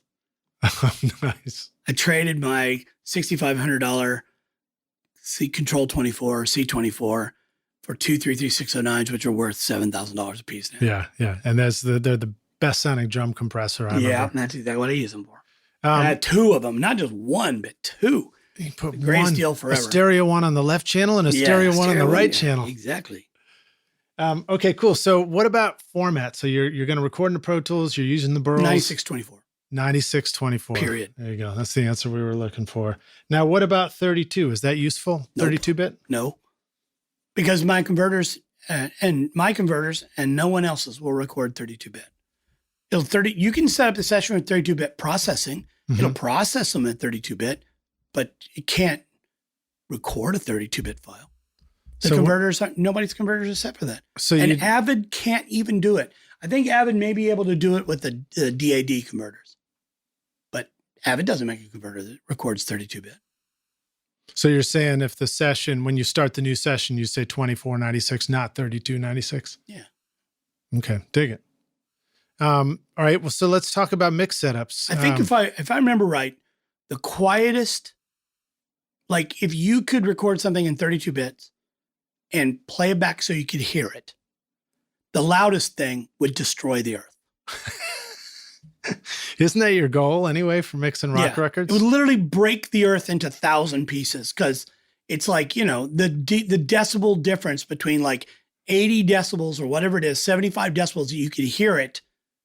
And then 160 dB above that, It's like the shuttle, like an atomic bomb at a shuttle. foot. You know what I mean? It's stupid, So the point is we could get all pedantic about, processing and blah, blah, blah, and all that stuff. But all right, cool. No, we're just looking for good, straight answers. Yeah, I think 9624 is great. I mean, I'm not sure if you've noticed, but your records sound pretty great. So I think, I try. All right, so let's talk about setups. So mix setups. What are some go-to mix setups that you might use for a rock band? Drums, I use the same mix guitars, setup vocals. for every record, no matter what it is. Even a jazz record. I did this jazz record a couple of years ago. I mixed it. It's called the BWM Trio. And the record is called Whether It Is Necessary Remains to Be Seen. They're Norwegian, and it falls under like kind of Norwegian black jazz. Lots of crazy time signatures, lots of crazy stuff.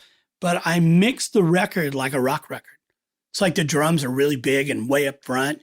And when I sent it to them, they were just like, oh my God, this is awesome.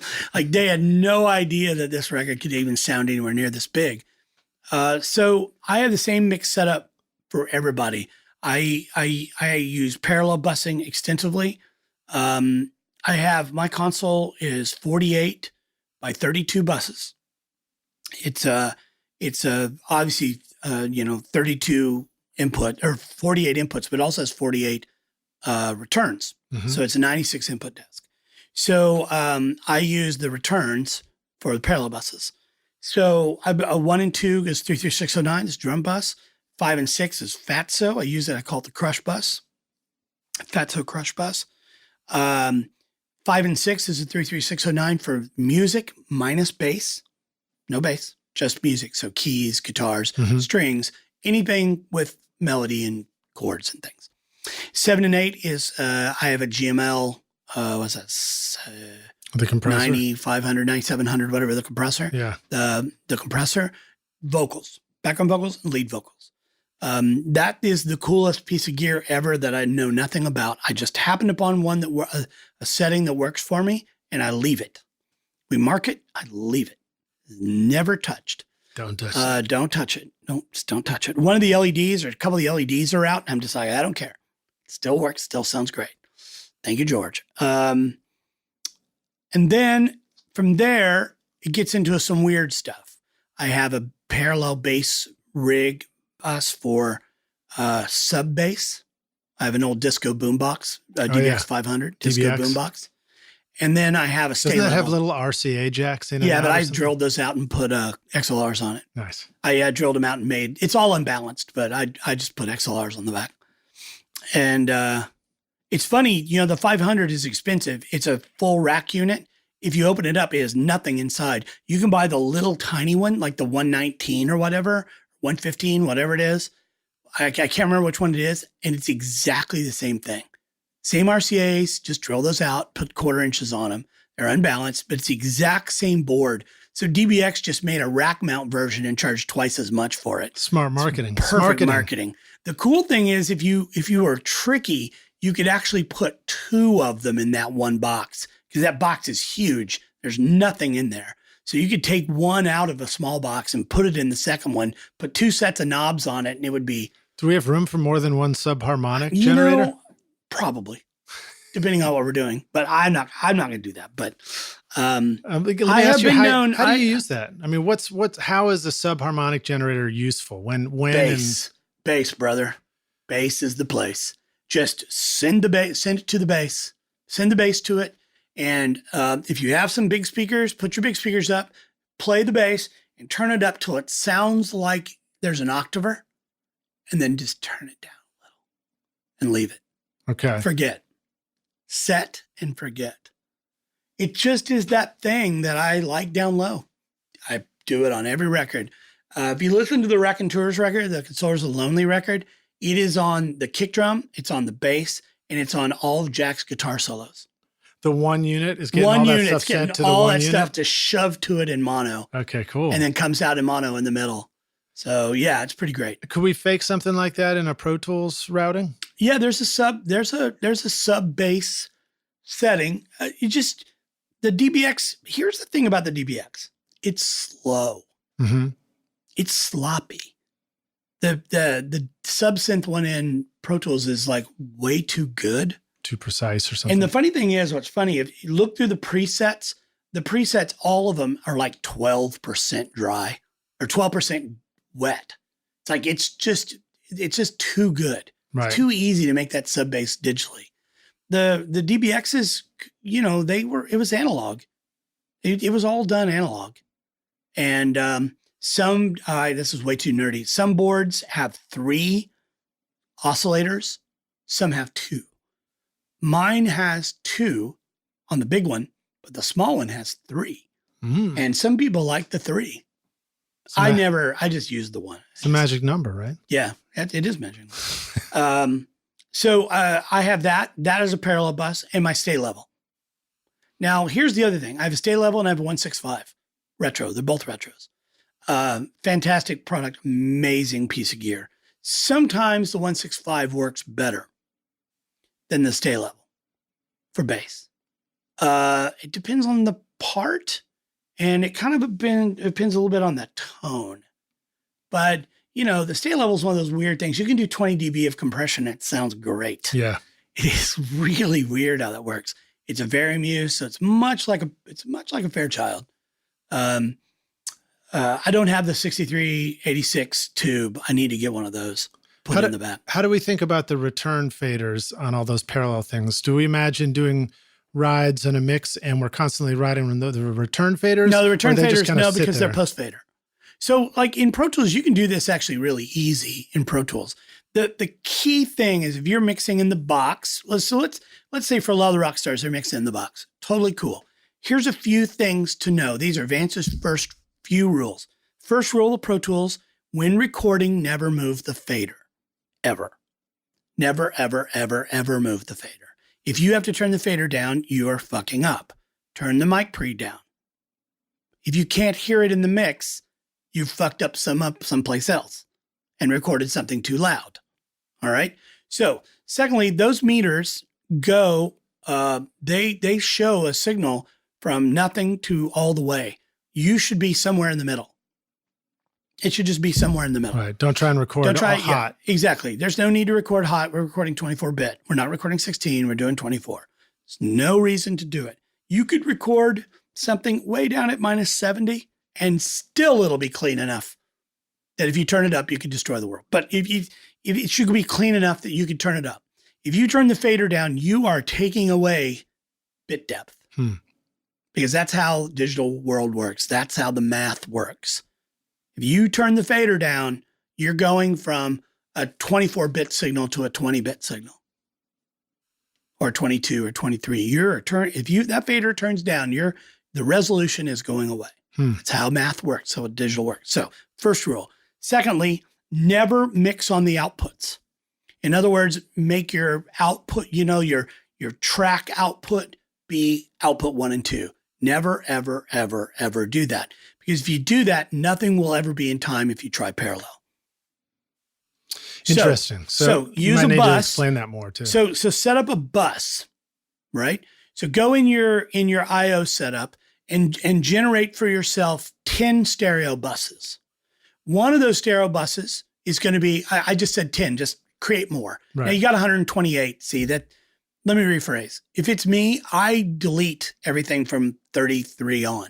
I delete all of those because I don't use any more than 33. That's a reason, or 32. There's a reason for that. But in Pro Tools, just pick a bus somewhere, label it stereo bus. Now that's going to be your mix bus. Okay? That's where you're sending everything. That's your mix bus. Then make a bus called print bus. Now that's going to be the output of the mix bus. Then create a bus called monitor. All right. Take all your tracks, assign them to stereo bus. Create an aux and a master fader. Okay. The aux fader, the input will be the stereo bus. The output will be print and monitor. That monitor bus goes to 1 and 2. Now, just stick with me. The master fader, okay, the master fader is the print bus. Now, what that means, and there's one more here, a little trick. Make another master fader, put it in front of the stereo bus fader, and make it the stereo bus master. Now, you can blast all your tracks down the stereo bus and you have a master fader before the aux. So if you need to turn down the signal before that aux. Now, why you want to do that is when you put a plug-in on that aux, that's your stereo bus compressor. Because it's an aux and not a master fader, that means that stereo bus compressor is pre-fader. You can turn that bus up and down. You can fade out all day long on that aux fader and your compressor will stay engaged. Mm-hmm. Okay? The master fader is really just to print your mix. You don't have to do that. You can just leave that off. That master fader is always there. It doesn't cost you anything. And then that's going to be your print bus and a way to monitor. All right? And you solo safe all those. And you solo safe the aux bus, that's your stereo bus, right? So that anything you solo, you hear through the compressor at correct level. Now, take 2 stereo buses, label them drums and drum crush. All right? Maybe after we're done, I'll do this. I'll make a session for you here. Sure. And then you can put it up. That sound cool? I might be able to do that, yeah. Yeah. Okay, so label those with the output being stereo bus and the input, make one of those auxes in your one of those buses, make a bus called drums and make a bus called crush. Okay? So those inputs are going to be those things. Then you use the control key and you multi-route in Pro Tools the drums to the stereo bus and to the drum bus. On the drum bus, you make the input drum bus, you make the output stereo bus. If you put a compressor on it, those will be in phase. They will be in time.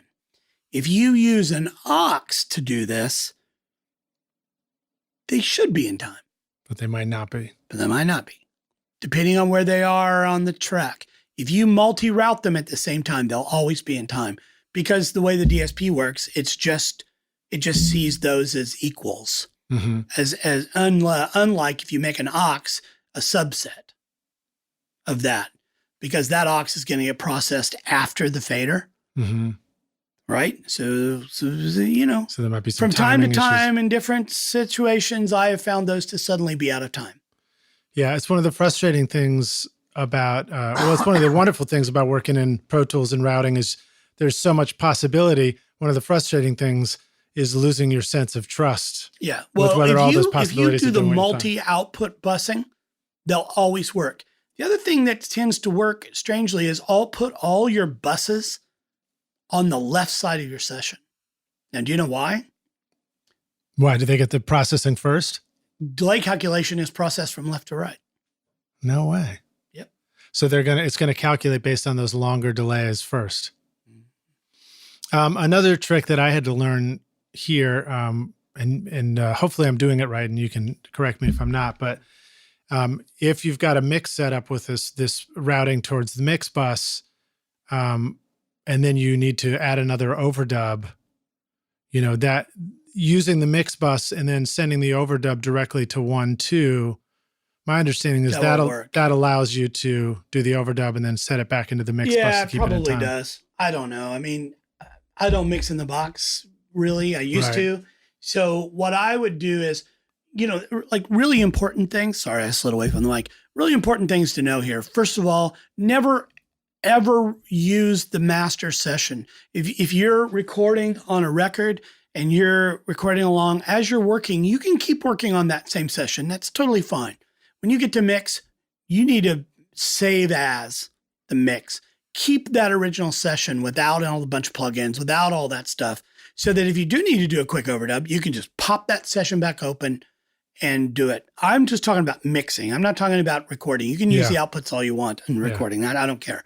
But it's when you're mixing. So when you're mixing, you need to get to this busing situation, because the buses will allow you so much flexibility and so much ability to, pull things off that bus. If you want to, you pull off the Shep's back bus thing. It's super easy to do it. Super, super easy to do it this way without jumping through a bunch of hoops. Awesome. What about the stereo bus? What about your mix bus? What are some things that you find really useful to put on there? And I would say that most of us are mixing in the box. So if you want to talk about that, well, that's fine. I'm a big UA guy, and UA and Sound Toys are what I use in almost every mix. that is literally it. There's a Sound Toys plugin that does everything I want it to do somewhere in the list. UA, same thing. Strangely, I am really, really, really small user of all the UA plugins. I'm a huge user of a few. Mm-hmm. So I love the 1176s. I use them a lot. The 1073, fantastic. I love the legacy 1073. I use it all over the place. The LA2A all the time. LA3A all the time. Fairchild from time to time. The 140 plate, amazing. The 224 reverb, amazing. You were talking about the spring reverb on the last episode as well. Oh, the BX20, amazing. I sold mine. It's great. It's fantastic. So the 33609 is great. So this template that I set up in the Fatso and Now Distressor, I mean, basically that's my whole outboard rig. There's no GML compressor. There is, but there isn't kind of really. So, but I could do my whole setup. I could build a template for you guys that would have more or less my whole setup in it and make it available to you with UA plugins. And this would be basically how my desk is set up, period. That's super cool. I just have to sit down and do it. But now, what about cards? How many cards do you need to have typically to set things up the way you would want? I have 3 octos. That's octos. A lot. Yeah. 2 is a minimum. But this isn't about the plugins. Like I don't put plugins on everything to start with. I'm just talking about the parallel stuff. So that would just be 1. That would be easy. Yeah. Parallel stuff's easy. I mean, like I said, I just mixed the record, had 128 tracks. I can only play back 128 tracks. So I had to go in and do some submixes, string submixes, and commit them to get enough room to actually print the mix. Now, that's a little overdone in my opinion, but happens. So let me ask you this. Let's talk about loudness and mixing a little bit. How do you, or what do you want to comment on making a mix feel loud enough so that you feel confident? I guess I'm asking, I'm not trying to go into the loudness wars discussion or any of that, but just there is a level where you feel like it's still a deal. It's right. It's still a deal. There's tons of mixers out there, and I'm not going to run anybody down or say anything bad about it because I don't really care. We do what we do because we do it, because we like it. There's tons of guys who are printing mixes fully mastered, full scale rock and roll. Yeah. And they're very successful at it, and amen. I don't ever do that. I work on analog console, and I like to, oftentimes I put mixes through tape, and I don't want to jump through a bunch of hoops, turning the input levels down because I'm just pinning my needles and all that to get it to tape to then just jack it back up, coming back. I don't want to do that. Right. So I'm going to record around 0, and I'm going to mix around 0. I have this little rule about mixes. I like to put it between the 3s. So if you look at a VU meter, my mixes will land average between the -3 and +3. So that means it's about 6 dB of dynamic range throughout the course of the mix. Yes, there'll be parts that are lower. Yes, there'll be parts maybe that peak higher, but I do everything in my power to not. I want to see the whole meter scale. And Rockstars, we're talking about a VU meter. We're not talking about a peak meter, right? Not peak meters, VU meters. Yeah. And I mix with the VU meter. What meters are you looking at in your studio? Well, if we're mixing in the box. I have the SSL meters. Well, if I'm mixing in the box, there's a bunch of them that are good. Waves has a pretty good VU meter. PSP, which by the way has amazing plugins. PSP AudioWare, amazing plugins. They have a great set of free meters that are VUs. Cool. Yeah. And then what you want to do is whatever your output is set to. So if you're doing a minus, this is a whole discussion on things that don't make sense. But if you're doing -18 dB FSU, hopefully everybody knows what that means. dB FS, not FSU, but FS, that's dB full scale. If you're doing -18, those meters will allow you to set it at -18. So you can see that your converters at 0 are putting out +4. And your 0 VU in the box is -18. That is -18. Yeah. Okay. Below full scale. If you have you can be whatever you want. You can go lower, you can go higher. Depends on what your things are calibrated as. All right. Here's another question for you about mixing. Something that I think helps us a lot when we're trying to make records is to remember to reference great sounding records as we're working. Keep checking ourselves. Do you continue to do that yourself? Do you have a process for you that works? I don't. It's a mental I'm reference. so self-centered that I only listen to me. No, let me see. Let me come up with a good answer to that. I try my best to. Well, first of all, I work in the same room all the time, so that means I have a reference. I have a reference. I know what things sound like. Do I listen in the car? Sure, from time to time. I will make, like, if I'm mixing a record with a client in the room, I will make this secret playlist on iTunes that goes up to the cloud, and I get in my car and I just will play that on the way home. It's about a 25-minute drive home. So I'll just play some of that on the way home. And that will give me ideas about what I should and shouldn't do. My ego is fragile enough that I don't listen to a lot of other stuff while I'm mixing, because then I'd probably just give up. Some records that I really love. I mean, there's a couple of Crowded House records that Clear Mountain did. I think are just some of the most brilliant mixing. Chad Blake, amazing. Andrew, amazing. All these things.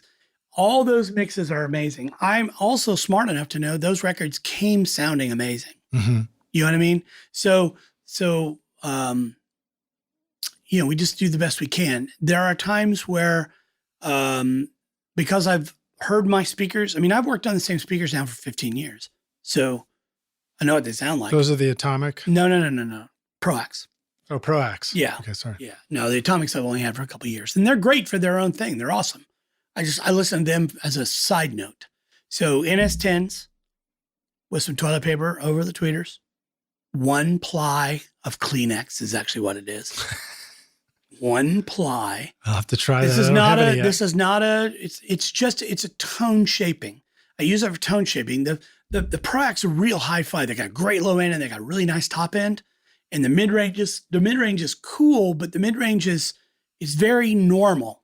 So With the NS10s, if I do the toilet paper, then the mid-range comes way forward. The vocals come forward in the mix, much like this phone I'm holding in my hand that people listen to music on, or cheap speakers in their bedroom, or you know what I mean? So it's a different kind of thing. It's kind of like NS10s and or big speakers and Oratones. I mean, it used to people didn't mix with near fields. Near fields were Oratones.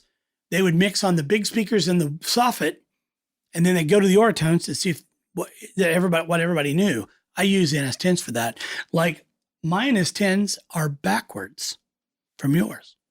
Oh, a tweeter on the inside. Yeah, and that tweeter is 18 inches apart. So they're only 18 inches apart. Right. You're not trying to set up some big. No, I want this really narrow field right in front of me at ear level, right at ear level, that I can get vocals and things. Because if I can make that mix sound wide when it's, the tweeters are right in front of me, 1.5 feet apart, we're doing good work. Yeah. You know what I mean? So that's what works for me. Yes, I have the big atomics. They're 7 feet apart. They're huge. I got an 18 on the back. I have to slide back in my room back here to kind of hear them. That's fine. It's for the client. Yeah. That's what that's for. And when I'm tracking for like getting the kick drum and the bass right. And then I turn them off. Now, what about volume levels? How loud do you like to work? Quiet. So this is something that I'll tell everybody. I toured on the road for 20 years. So I put my ears through 20 years of live sound. Anybody who ever came to a show that I mixed would be like, man, that, I had people say that was the loudest show I've ever heard. And it sounded so good. It was so loud. So I don't want things to hurt. But I do like it loud. So that being said, I've done some damage to my ears.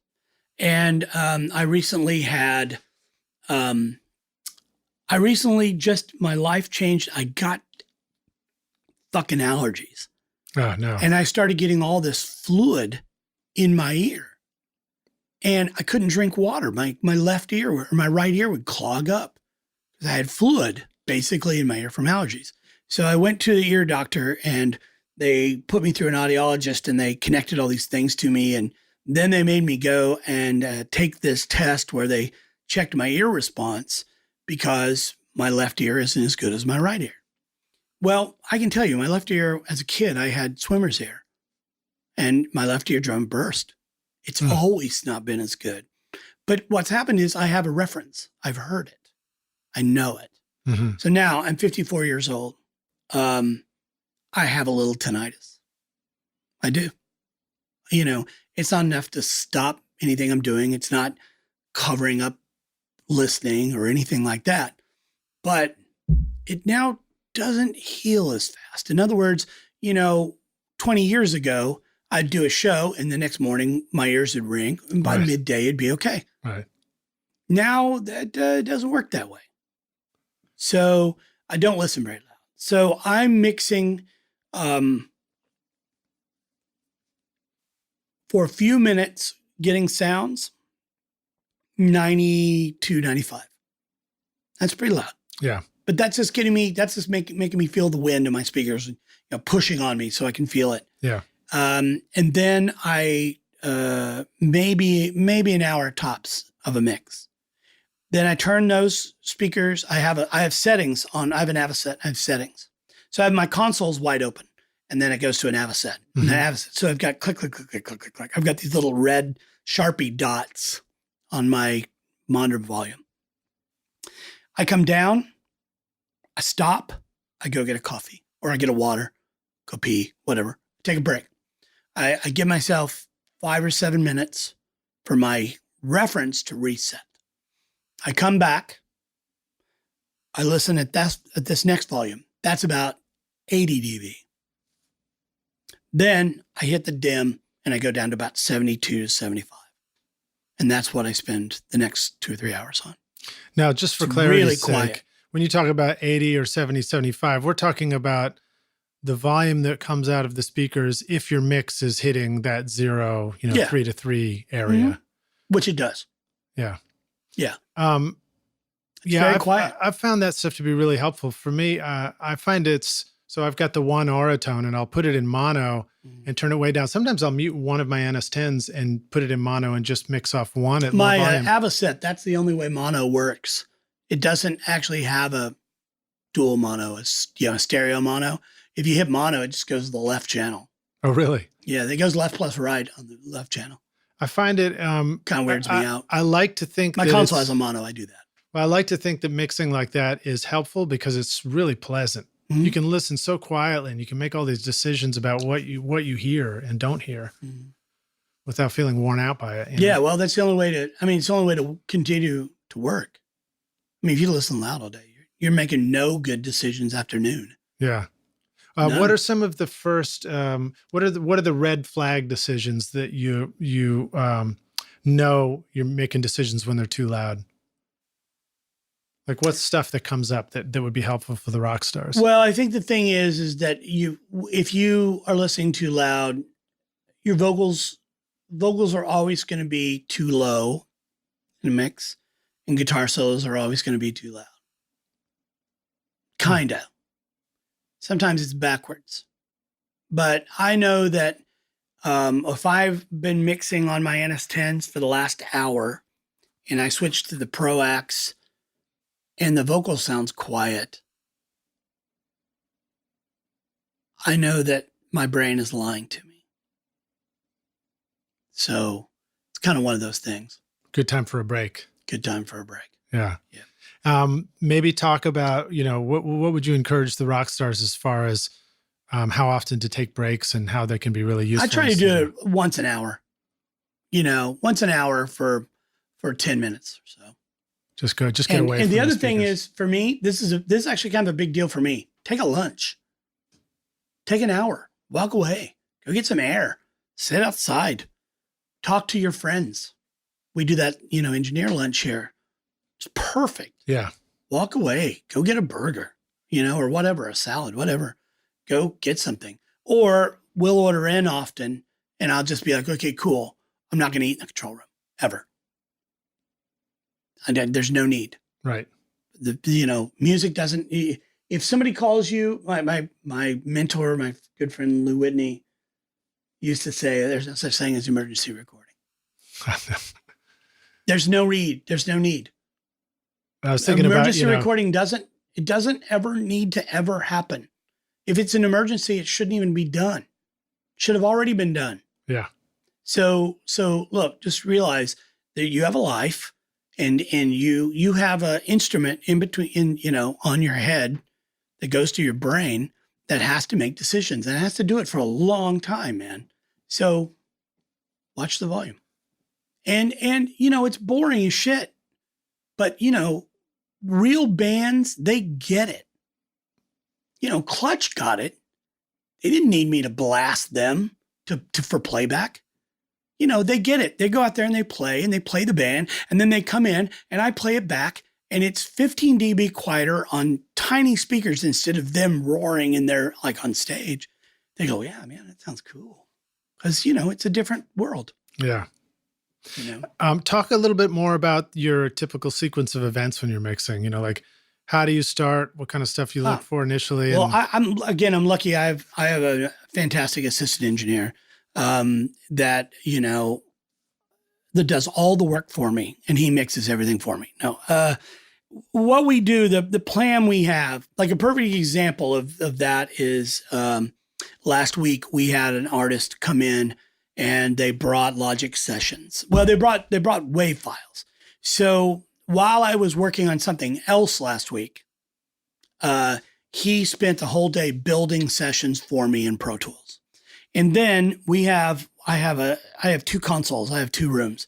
So one room is really just the prep room, and it's kind of like Mike's room. It's his room. So he has everything set up for him. So I have a Neotech desk, which is an amazing fucking console. I love the sound of that desk. I actually love it more than the SSL, but it's a bitch to recall. It has some moving faders on it. The SSL doesn't. I love that desk. But we have the exact same setup IO wise. So it's a 2432 IO. Now I actually have more inputs on my big rig, and I have another 16 outputs on my bigger rig. But this will do the setup fine, and it'll import correctly. So he sets it up on the Neotech, and he sets up where the room mics go and where the kick drum goes, because they always go the exact same spot for me. I have the same thing. It's not because I have preset EQs fixed or anything like that. I don't have any of that. It's just that's where I want them. I want them where I know where they are every time. So strings are always going to be on these two faders. Vocals are always on these two faders. Background vocals are on these two faders. You know what I mean? Yeah. Blah, blah, blah, blah, blah. Yeah, because your brain's busy making music. Yeah, you don't want to think about where to look for stuff. And the reality is that, I still do tons and tons of work on a day rate. Most of what I do, 90% of what I do mix-wise is day rate. And what, for those of you who haven't really thought about this or worked this out, here's your pluses and minuses. If you hire me or someone hires you, I'll say me, but you can use you. If somebody hires me as a day rate, they get me for a period of time. Now, I usually work 10 to 7. That's my time. Okay. That's a pretty good day. Sometimes I'll go to 8, but 10 to 7. Now, in that day, most days I mix 2 songs most of the time. So you can pay for me for a day and get 2 songs out of it. Okay. Now, do you get tweaks? No. Do you get recalls? No. I mix on a desk. Recalls require recalls. Right. Or you can pay me per song. Now that per song rate is a little more than my straight day rate. And that's per song. If that's the case, I'm going to spend all day on that song. And the artist and I, or the producer and I, are going to go back and forth. We're going to make all these decisions that honestly, in a day rate situation, we might miss. All right. Now, sometimes people come in, they're like, I want to get you on day rate, but I just want you to do 1 song today. I'm like, okay, great. So then they get the day rate, full day rate, and they walk away with product. Do they get any tweaks? No. Do they get any recalls? No. If you hire me by the song, yes, you're going to get a couple tweaks. You're going to get a recall. Yeah. So that's part of the deal. And you just have to structure it that way so that the artist and the manager and everybody understands what the deal is. But what happens is you get a lot of people who come in with these huge sessions and they've got all kinds of notes and all kinds of tweaks. And it's just like, you should have just done a song rate. Right. Instead of like, well, why can't you just tweak that? Then send it to me. Well, because I'm mixing on a desk. Yeah. But for you guys to mix in the box, you can do it easy. Now, does that mean you should do it? Just because you can doesn't mean you should. It still takes time. You have to use studio time to do that. Yeah, I mean, it's a tough one for me. Like when I was mixing on the box, I mean, I remember getting all 15 songs of a record, getting mix notes in the middle of something else that I'm doing, and people wanted it right then. Right. Like they expected it because I'm mixing in the box. I tell people up front, look, I mix on console, don't mix in the box. So any of these recalls are going to be recalls. So let's make all these decisions now. Do you have any tips for the rock stars about how to arrive at a per song rate that kind of can handle the 8 song session versus the 108 song session? Well, the deal is that you have to figure out what your time is worth. So if you own a studio, whether it's in your house or outside your house, or you own a storefront, you need to make X amount of money a day to work. All right. To continue doing that and have a life. Okay. So you take that amount and you divide it by the number of available hours that you are willing to put into it. So if you're willing to put in 40 hours a week, which most of us work much more, if you're willing to put 40 hours a week into it and you need to make, let's just say $3,000 a week. Okay. Then you have to figure out what your rate time's worth. If you have to make $3,000 a month, well, that's not a lot of money. I know a lot of people who that's the reality. For me to break even, that's not the right word. For me to clear my studio nut. In other words, pay the mortgage, mortgage, rent, whatever you want to call it, insurance, Mike, my assistant, taxes, loans on any gear or anything that I have. electricity, which believe me is a lot. Mm-hmm. It's $11,700 a month. Wow. For me. So that means I have to make almost $12,000 before I can take a penny home. Therefore, I've got to the point where my day rate is quite high. Right. And I work almost every day. I've worked 13 of the last 15 days. Well, dude, we're glad you're here today. Yeah. Well, it's funny. I'm here today. We'd scheduled this a long time ago, but it just so happened that my console kind of blew up. Didn't blow up, but something broke. And we got it fixed yesterday, which was great. So Mike is actually at my place setting up for recalls. But back to what I was saying about Mike. So Mike has a room to his own.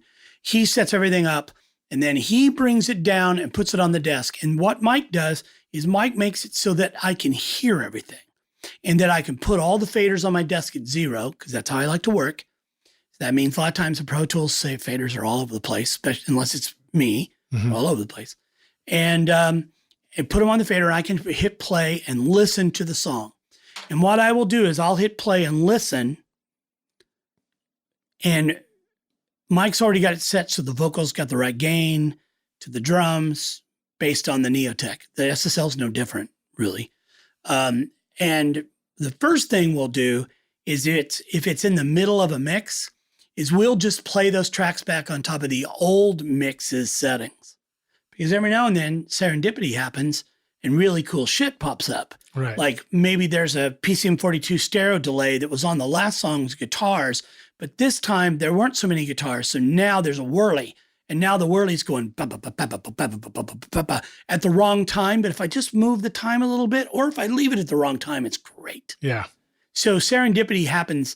And what happens when you have a desk is that happens all the time. All kinds of cool shit happens because it's wrong. It doesn't happen with Pro Tools. You open a session, there it is. You open the session again. Now you can do this import session data, but that doesn't even really work unless you set up a bunch of auxes as your console. And you mix on those auxes and you hide all the other tracks. That's the only way it really works. You have to have a console of sorts to get this kind of vibe that I'm talking about. Yeah, that's cool. I went through this path. I tried that. Okay, cool. I'm going to set up a 24 channel mixer in auxes, and it's going to be 24 stereo channels. And that is going to be my mixer, right? And I'm going to just automate those, and I'm going to have channels like EQ on each channel, just like it's on a stereo channel or on a channel on my desk, a mono channel on my desk. And all that tabbing around and the way the Huey and the Pro Tools and all that, even hiding, it was a little less cool back then. Yeah. It just wore me out. And so trying to make a record from song to song sound like a record is tough without a console, So, but that's how I start. I start like that. I listen to the whole thing, and then I decide in my head, usually by just trying a couple things, about a vocal treatment for later and how that works. And then I turn the vocals off. And then I'll start listening to the band and what is important. What musical thing happens here that makes this song special? What's the hook? Is it a vocal hook? Okay, cool. Then we have a band that's kind of a music bed. Do you know what I mean by that? I don't mean that to be like, but it's a music bed. And the hook, the thing that pulls you in, is the vocals. Okay, cool. So let's get that sounding really good. Now let's put the vocal in and get that sounding good. You know what I mean? Okay, cool, great. But maybe it's a musical part. Like on this track I did a couple of days ago, it had this little, I call it a taxi line, like the whirly in Taxi. It had this little bump ba da da da da, ba da da da da, ba da da da that was done with a Wurlitzer. Yeah. And I was like, okay, that's the hook. That's the line of the song. That's a thing that people are gonna walk away singing. It's been 5 days ago. I can still sing it. Yeah. That's a deal. So you make sure that's featured. Yeah. Now that hook is the chorus, vocals, but that line keeps coming up all through this verse of the song. So yeah, that's smart production. So now take that and make that a thing and put it in its space and have it so it's not too loud, but like everybody knows the chorus. Ba da da da da da. I think it's I walk to the river. Na, na, na, na, na. So that whole or something, whatever the lyric was was reinforced through the whole verse. Awesome. So the hook. So that's the important thing. Okay, cool. Now, this particular song we're talking about was produced where it had a build and a bridge. Build, build, build, build, build. Ba ba ba ba boom. Chorus again, out. Okay, cool. Build, build, build, build, big. Boom, boom, boom, boom, boom. Cool. Great. All right. What if that bar was 5? So in other words, now you get this falling off the cliff feel, right? And take out the pickup. Mm-hmm. So it goes, da, so then it comes back in. And okay, cool. There's a guitar part here. Let me stretch this out and then let me do this. And I'll stretch that out and time stretch and expand it a little bit. So it goes, down, and it kicks in. Yeah. And I just did that, played it for the band, and they were just like, oh man, that's awesome. So now you've created a second hook in the song. It doesn't always work. I'm mixing a record, I'm recalling it today, where the intro of the song did nothing. It was just chords for 8 bars.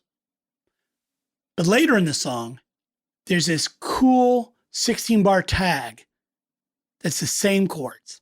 So I put the first 7 bars of that tag at the intro, and then the last bar, the resolving bar onto the end is the 8th bar, and then just made it work. So now the song goes, there's a solo or something, I don't even remember it. And then vocal, verse. Had this great intro. And I sent it to them and they're like, we hate that. We would have done that if we wanted to do that. And I was like, okay, I'll undo that. It's a good tip though. It's a reminder that there's a lot of times you can learn to grab elements from later in the song and bring them forward. Well, and as a mixer too, people come to you because they want a certain thing, they want something that you're doing, and that can be good and bad. I mean, I've got a great, young Vance engineer horror story about a very famous mixer who kind of, in my opinion, destroyed a record that I did. And, even the band now is like, yeah, that was wrong. That's so wrong. But, it's sometimes it can go awry and you can take yourself too serious. Well, I did it. It's like what F. Reed says, if you're not getting fired, you're not trying exactly. You're not trying hard enough. Exactly. Well, he's right. He's totally right there. So, all right. So last question, Vance, we've been going for a good long stretch. I really appreciate that. We talked about something earlier that maybe we want to talk about, sure. And that's the backup thing. Yeah. But it may be too in depth. Maybe we can record it as a sidebar. Maybe we can. And the thing I wanted to ask was, here we are, you've made this mix, you're delivering, you're turning it in.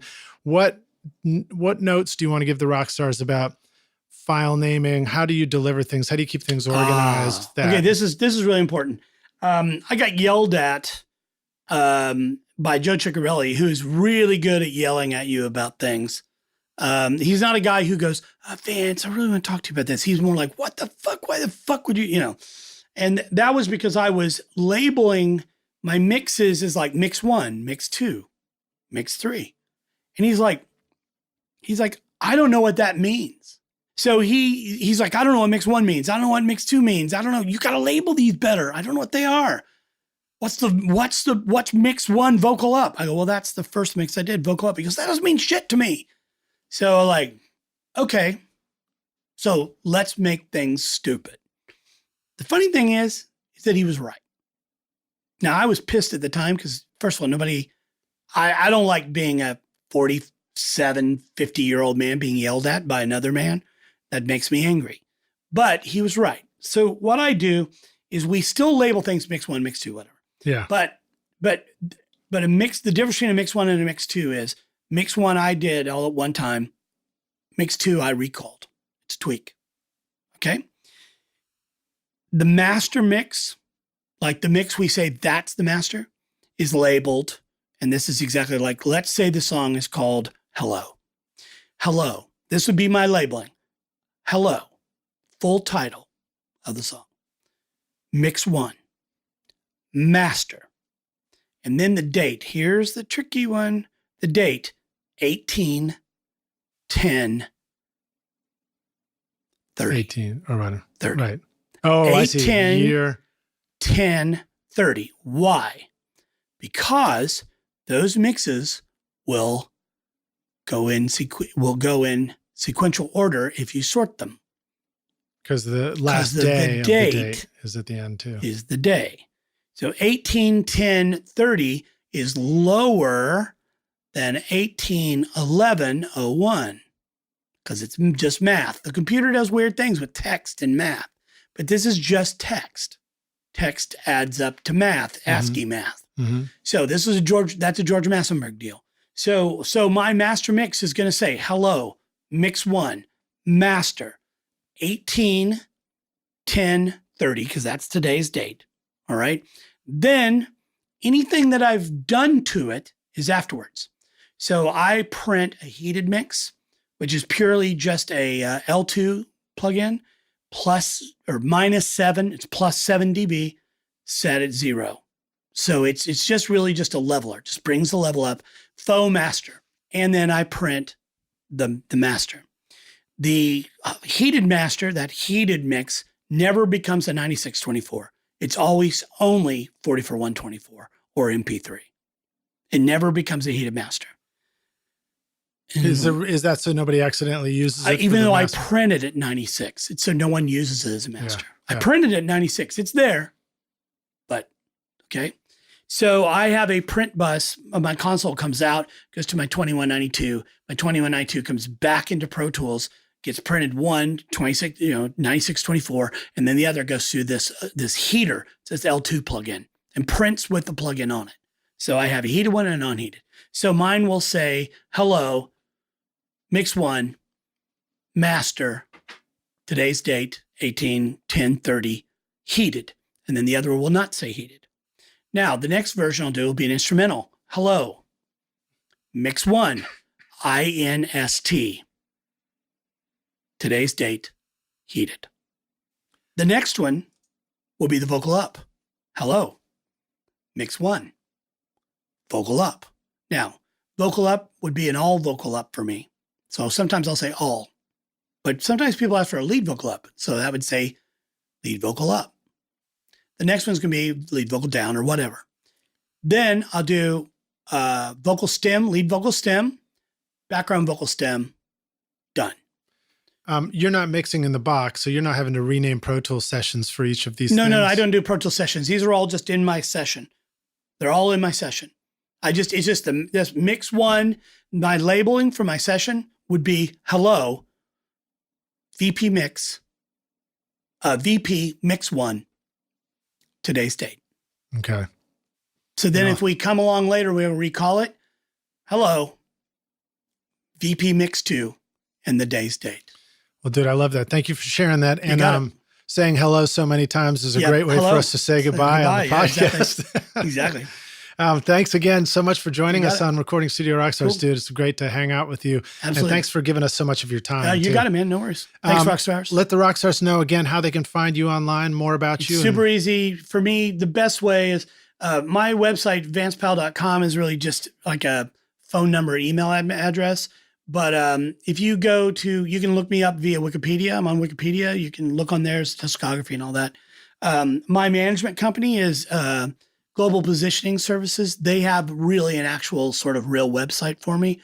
I'm on Twitter, Vancelot, at Twitter. That's my handle, at Vancelot. Facebook is not a particularly great place to get a hold of me because I kind of just keep it to friends and family. I'm on Instagram, but I am the worst Instagrammer ever because I just don't post a lot of pictures. I have kind of issues with people who post pictures of every session they're on. And it's partially because I did 8.5 years with Jack White and having to sign an NDA every day. So I kind of don't really do it. I only really sort of post things. I post things via Twitter that sometimes go to Instagram. And that's where I'll post about records I'm working on or things that I'm doing. So that's kind of my way to get a hold of me. Twitter's kind of it. Awesome. And Rockstars, of course, will include links to stuff we're talking about, and we may have some downloads there for you too in the show notes on your mobile device or just at rsrockstars.com. And Vance, thanks again, Thanks, dude. Lidge. I'll see you at the next engineer luncheon. Yeah, I think it's in about a week. Maybe not by the time this is out. Yeah. Awesome. Thanks, dude. Cheers. Thanks so much for listening to Recording Studio Rockstars. If you enjoyed the show and want to help make it better, please leave a rating and review on iTunes to help reach more people. You can click directly over to iTunes or go to recordingstudiorockstars.com/review for an easy explanation. And if you want more free content, all you have to do is text RS Rockstars to 33444. Again, that's RS Rockstars to 33444, and I'll keep you in the loop with articles, videos, and podcast updates. And I'll let you know about any upcoming giveaway offers, all totally free. Thanks for listening. I'm Lid Shaw, and this is Recording Studio Rockstars. Now, go make great music.